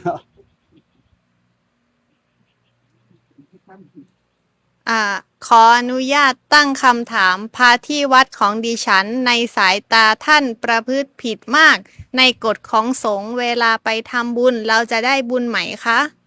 บุญน่ะมันได้อยู่แล้วเฮาถามว่าเฮาไปทำบุญเนี่ยเฮาเพื่อไปการสละความที่เฮามีอยู่หรือสิ่งที่เฮาอยากซอยเหลือเด้เรื่องพวกเนี่ยเฮาบ่ต้องไปถ้าเฮาบ่มีหม่องเฮ็ดหรือว่าเฮาเกิดแต่ความทุกข์ใจเฮาบ่มีโอกาสที่สิได้เฮ็ดเด้ถ้าเฮาเข้าใจได้เฮ็ดไปโลดมันเป็นได้อยู่แล้วเรื่องของบุญเฮาบ่ต้องไปขอบ่ต้องไปอยากได้มากดอกเฮ็ดหม่องใดก็ได้หม่องหันละแต่ว่าความประมาณมันบ่เท่ากันแค่นั้นเองแต่ว่าได้บุญแล้วเฮาสิเอาไปเฮ็ดอีหยังบุญนั่นเฮาไปใช้ยามใดถ้าเฮาบ่รู้จักมันก็ไปถาเฮาอยู่สวรรค์เฮาตายแล้วเฮาสิได้ไปสวรรค์บ่นั่นเฮาลองถามเจ้าของเบิ่งก่อนว่ามื้อนึงคิดไปสวรรค์จักเที่ยแค่นั้นเองอยากเป็นเทวดาเฮาได้คิดฮอดเทวดาจักเที่ยแค่นั้นเองเข้าใจบ่เรื่องบุญบัดนี้ น่าจะโยมแซวว่าบ่แม่นพระอาจารย์เพิ่นปั้นปฏิโมกข์เลยบอกว่า ตาไปไล่ พระอาจารย์สอนดีมากขอบคุณนะคะภายในคำถามเนาะอย่าเยื่อมทางโซเชียลสามารถส่งได้ขอบคุณเนาะเกือบ600กว่าคนนะคะ ที่เบิ่งไลฟ์สดอยู่ตอนนี้เนาะขอบคุณมากๆค่ะภายในคำถามสามารถส่งได้แล้วก็อย่าโยมที่นางปฏิบัติธรรมอยู่นี่เนาะภายในคำถามสามารถถามได้นะคะ ตอบทุกเรื่องเนาะ กามาสีนี่เนาะหลวงตา อืม ถ้าเฮาอยู่กับลมหายใจเฮานี่นึกว่าพุทโธเลยสิเพราะว่าเฮาบ่ได้ไปคิดอีหยังอยู่แล้วอันนี้คือเป็นศีลโดยปกติที่เฮามันสิ บ่แล้วผิดปกติแล้วไปกำหนด อ๋อพุทโธเรื่องพุทโธ ผิดปกติบ่คันอยู่ซื่อก็ไปกำหนดมัน เอาไม่ คน เห็นไหม ปก พ่อ ติได้กำหนดบ่คัน หลวงตาเราตอบแล้ว คนปกตินี่สิอยู่ซื่อๆเด้แค่นั้นคนปกติ แล้วก็คิดไปคิดมานี่เป็นเรื่องปกติ แต่ถ้าเฮารู้ว่าศีลแปลว่าปกติบ่เบียดเบียนตนเองและผู้อื่นทางกายทางวาจาสมาธิสู่ความตั้งมั่นนั้นสิปึ๊กขึ้นมาเลยนี่ถ้าเข้าใจจริงมันสมาธิสู่ความตั้งมั่นมาเจตนาที่สิละอย่างเดียวเพิ่นว่าอันแรกคือความโกรธหายไปพยาบาทหายไปโกรธพยาบาทอาฆาตจะหายไปสิ่งที่ได้มาความสุขเป็นว่าอานิสงส์คือว่าผลตามมาอานิสงส์คือว่าสิ่งที่ได้มาอย่างง่าย เป็นพื้นจอให้หนังนั่งอยู่ ๆเพราะเข้าใจว่าจังซี่ มีหยัง มัน ถาม เป็น อย่า ค บอก นละเรื่องไหมมันเป็นคนละเรื่องไหมแบบคือยัง มันก็เหม็น คือยังถามว่าคนบ้าหายใจบ่อย่างนั้นสินะคือคนสติดีกับหายใจคือกันจังซี่คือถามว่าคนที่หายใจนี่สติดีคือบ่ดีจังซี่ไหมมันสิเป็นแบบนั้นถ้าว่าสติดีได้จังซี่ถึงหายใจเขาก็สติดีคือเก่าถ้าว่า ผู้สติบ่ดีผู้เป็นบ้าจังซี่เขาก็หายใจอยู่คือเก่าจังซี่ถ้าเฮาเป็นผู้มีศีลจังซี่แม่นเฮาว่าเฮาโอ้เบิ่งลมหายใจคือหยังซั่นเฮาก็เอิ้นว่าเป็นผู้มีศีลจังซี่แต่ว่าถ้าผู้บ่มีศีลเด้จังซี่แม่นเขาเอิ้นว่าโอ้เฮ็ดอย่างดีล่ะตั้งจิตตั้งใจอย่างดีแล้วถ้าออกไปด่าคนคือเก่าจังซี่ก็เอิ้นว่าเป็นผู้บ่มีศีลมันสิเป็นแบบนั้นศีลสิอยู่ที่ความปกติของเฮาที่เป็นอยู่นี่ล่ะว่าเฮาบ่ไปเบียดเบียนไผเด้บ่ไปด่าผู้นั้นบ่ไปว่าผู้นี้อยู่แบบของเฮาขอแค่ว่าเฮามีหูจักของเฮาเป็นแบบใดศีลของเฮาเนี่ยเฮารักษาส่วนนี้ไว้จังซี่แล้วก็เว้นจากมันจังซี่ คำถามนี่เกิดจากการฟังเขาเหมือนยังบ่เข้าใจนะ เพราะว่ามันว่าโอ้ยถ้าเขาอยู่กับพุทโธอยู่กับลมหายใจนี่เขามันบ่ได้ไปเปลี่ยนผู้ใดเขาบ่ได้ไปนี่ผู้ใดมันก็ศีลมันก็นี่โดยปกติจังซี่ แม่นแต่ด่าเขาว่าโอ้ยหามึงเอิ้นคือบ่หันจังซี่เขาโอ้ยกูก็ดีอยู่ตั้งลมอยู่แม่จังซี่เห็นบ่นี่เอิ้นมาเป็นผู้มีศีลบ่จังซี่ก็บ่แม่นบ่ล่ะนั่นแหละมันสิเป็นแบบนั้นถึงเฮาเฮ็ดนั่นเฮ็ดนี่ใช้ชีวิตเฮาแบบปกติแบบชีวิตประจำวันจังซี่แต่ถ้าเฮาเป็นผู้ที่เอิ้นว่าฮู้แล้วได้ว่าศีลเป็นแบบใดแล้วเฮาอยู่ในศีลนั่นนี่ แล้วบ่ไปประพฤติส่วนที่บ่ดีจังซี่ก็เอิ้นว่าเป็นผู้มีศีลแล้วจังซี่ใส่ในชีวิตประจำวันเฮานี่แหละใส่ชีวิตแบบปกติธรรมดาจังซี่นะ ค่ะ มีคำถามหลวงพี่ตอบก็ได้ โซดาบันดูดบุหรี่ผิดไหมครับ มันอยู่คนละอย่างกัน มันอยู่คนละเรื่องกัน มันคนละเรื่องกันกับว่าโซดาบันคือจังซี่ ไปถามว่าพูด แล้วมันก็บ่เฮาบอกว่าถูกได้ว่าผู้ใดโสดาผู้ใดอนาคาสกทาคืออรหันต์จังซี่เฮาบ่ได้มาบอกถูกคือแยกได้เห็นบ่ อัน ล่ะ นี้เป็นความคิดของเฮาเอง แม่น เนาะ มันเป็นความคิดของเฮาเองมันเป็นคำถาม แม่น ที่ว่าโอ้อันพระอรหันต์นั่งเครื่องบินได้บ่น้ออีหยังจังซี่นะมันเป็นส่วนที่อยู่จังซั่นแหม ค่ะ แล้วก็ คิดทำบาป แต่บ่ได้ทำจักเทื่อสิบาปบ่ครับ กรรมมันจะมีอยู่กายกรรมวจีกรรมมโนกรรมนี่เป็นเรื่องปกติของมันอยู่แล้วเนาะเรื่องกรรมทางกายกรรมทางวาจากรรมทางความคิดนี่เป็นเรื่องปกติของมัน แต่ว่าคิดเนี่ยเฮาคิดแบบใดล่ะถ้าในเรื่องที่ร้ายแรงแบบทำลายบิดามารดาจังซี่ถึงแม้แค่คิดซื่อๆก็เอิ้นว่าเป็นกรรมหนักเด้จังซี่เนาะแต่ว่าถ้าคิดแค่เรื่องเล็กๆน้อยๆจังซี่โอ้ตดให้มันดมจักหน่อยก็น่าอหยังจังซี่แต่ว่าบ่ได้เฮ็ดอีหลีจังซี่เนาะมันก็บ่ได้เอิ้นว่าบ่ได้มีกรรมมากจังซี่ ไม่สวดมนต์บทได้ แต่ทำอานาปานสติได้ไหมครับ ถ้าบ่ทำอานาปานาสตินี่เพิ่นนั่นว่าตายเลยเด้อานาปานาสติแปลว่าหายใจเข้าหายใจออก ถ้าเจ้าบ่หายใจเข้าหายใจออกตาย แค่นั้นแหละเรื่องของมัน ลองหน้าค่ะ ว่า สภาวะผู้รู้ผู้ตื่นผู้เบิกบานเป็นแบบใดครับ คำว่ารู้ตื่นเบิกบานว่าถ้าภาษาเฮาสมมุติว่าสวากขาโตภควตธรรมโมพระธรรมเป็นสิ่งที่พระผู้มีพระภาคเจ้าได้ตรัดไว้ดีแล้วเพิ่นบอกไว้ดีแล้วเด้เท้ารู้ขึ้นมาสร้างความเข้าใจของเขาเองขึ้นมาได้รู้คือยังเขาบอกกันอยู่ซุมื้อนี่ล่ะถ้าเฮารู้เด้ไม่ว่าเจ้าไปยินเขาบ่จังสิถ้าบอกภาษายังไงไปอ้ายเพิ่นว่ารู้ถ้าเฮาสิมารู้อีกเรื่องนึงเอาง่ายๆเรื่องเรื่องศีลจังสิเฮามารู้เรื่องศีลเห็นบ่เมื่อก่อนเฮาก็รู้คือกันปานาติปาตาเวบ่ให้ฆ่าสัตว์ได้จังสิแต่ว่าปานาติปาตาเวเจตนาเป็นเครื่องเว้นจากการฆ่าสัตว์ถ้าเฮารู้จังสิปุ๊บอ๋อเมื่อก่อนเฮาบ่เข้าใจเองเนาะเฮามีแต่ว่าสิไปถือตามที่จริงมันให้รักษาถ้าเฮารู้จังสิขึ้นมาปุ๊บเป็นไงล่ะสบายอ๋อมันบ่ได้ยากเด้ล่ะเนาะแม่นบ่เพราะถ้าเฮารู้เฮาว่าบ่ยากเด้ล่ะเพิ่นว่าตื่นจากสิ่งที่เคยงมง่ายสิ่งที่เคยบ่รู้สิ่งที่เข้าใจผิดอยู่นั่นคือยังเฮาขอศีลนั่นแหละตามที่จริงเพิ่นบ่ให้ขอเพราะเฮารู้จังสิโอ้แบบนี้มันก็ง่ายเด้เนาะเฮาบ่จำเป็นต้องไปขออยู่บ้านเฮาก็รักษาได้เห็นว่ารู้ตื่นจากความที่เฮาบ่เข้าใจมาแต่ก่อนพอเป็นจังซี่มันก็สบายอ๋อแบบนี้มันง่ายเด้แล้วเนาะรู้ตื่นเบิกบานคือความสบายใจนั่นแหละมันเป็นเรื่องปกติเป็นเรื่องง่ายๆรู้คือยังเฮารู้จักศีลตื่นขึ้นมาจากที่เฮาเคยไปหาขอหาหยังจังซี่เฮาสิเศร้าขออ๋อทานจังซี่มันง่ายเพิ่นว่าโอ้ยเฮ็ดแบบนี้ดีเว้ยเนาะบ่ต้องไปหาขอนำพระยากอยู่บ้านเฮาเฮ็ดได้เบิกบานใจสบายใจนั่นเพิ่นว่ารู้ตื่นเบิกบานเป็นผู้รู้ผู้ตื่นผู้เบิกบานด้วยธรรมคือความจริงที่เป็นอยู่นี่แหละ มีคำถามว่า พ่อแม่ทะเลาะกันตลอดค่ะ ตั้งแต่เด็กต้องแก้อย่างไรคะ ไผพ่อแม่ทะเลาะกันแต่เด็ก พ่อแม่ทะเลาะกันตั้งแต่เฮาเป็นเด็กน้อย จน เออ เฮาใหญ่ขึ้นมายังเห็นเพิ่นทะเลาะกันอยู่เฮาสิแก้จังใด เฮาสิไปแก้เพิ่นถ้าเฮาสิไปแก้เพิ่นมันแก้บ่ได้ตั้งแต่เพิ่นเองยังเถียงกันอยู่เฮาต้องแก้ตัวเฮาพี่ไอ้นั่นเป็นสิทธิ์ของเพิ่นที่เพิ่นอยากเถียงกันจังซี่แหมเข้าใจบ่เพิ่นอยากเตะกันฆ่ากันตีกันก็เป็นเรื่องของเพิ่นเฮาสิเป็นหยังซอยได้บ่ล่ะหรือให้เพิ่นตีกันเฮาแล่นเข้าไปฮับให้เพิ่นตีเอาจังซี่บ่พอเข้าใจบ่นี่ เฮาเฮ็ดหยังบ่ได้ เฮ็ดหยังบ่ได้ เป็นเรื่องของเพิ่นเนาะ แม่น แม่นผู้ที่แก่ต้องเป็นพ่อแม่เนาะบ่เป็น แม่น ลูกสิไปแก่พ่อแม่นะคะ ผู้เพิ่นผิดกันเฮาสิไปแก้เพิ่นบ่ได้เพิ่นต้องแก้ของเพิ่นเองซอยเหลือกันบ่ได้หม่องนี้พอเข้าใจบ่ ค่ะเดี๋ยวคำถามอีกเดี๋ยวแป๊บนึงนะพระอาจารย์คะลูกบ่ได้เลี้ยงบ่ได้เจอกันมา30 ปี แต่พ่ออยากได้รถก็เลย ให้ลูกไปค้ำให้แต่ลูกบ่ไปค้ำสิบาปบ่ เอ้าอันนี้มันสิไปเกี่ยวกันหยังมันสิบาปบ่บาปบ่ได้เกี่ยวกับบุญบาปได้เกี่ยวกับมีเงินหรือบ่มีเงินพอใจหรือบ่พอใจซื่อๆแหมกันเขาบ่อยากไปก็เป็นสิทธิ์ของเขา เอิ้นว่าบุคคลนอกจากตัวเฮาแล้วเอิ้นว่าบุคคลอื่น อันแนวนี้ซอยกัน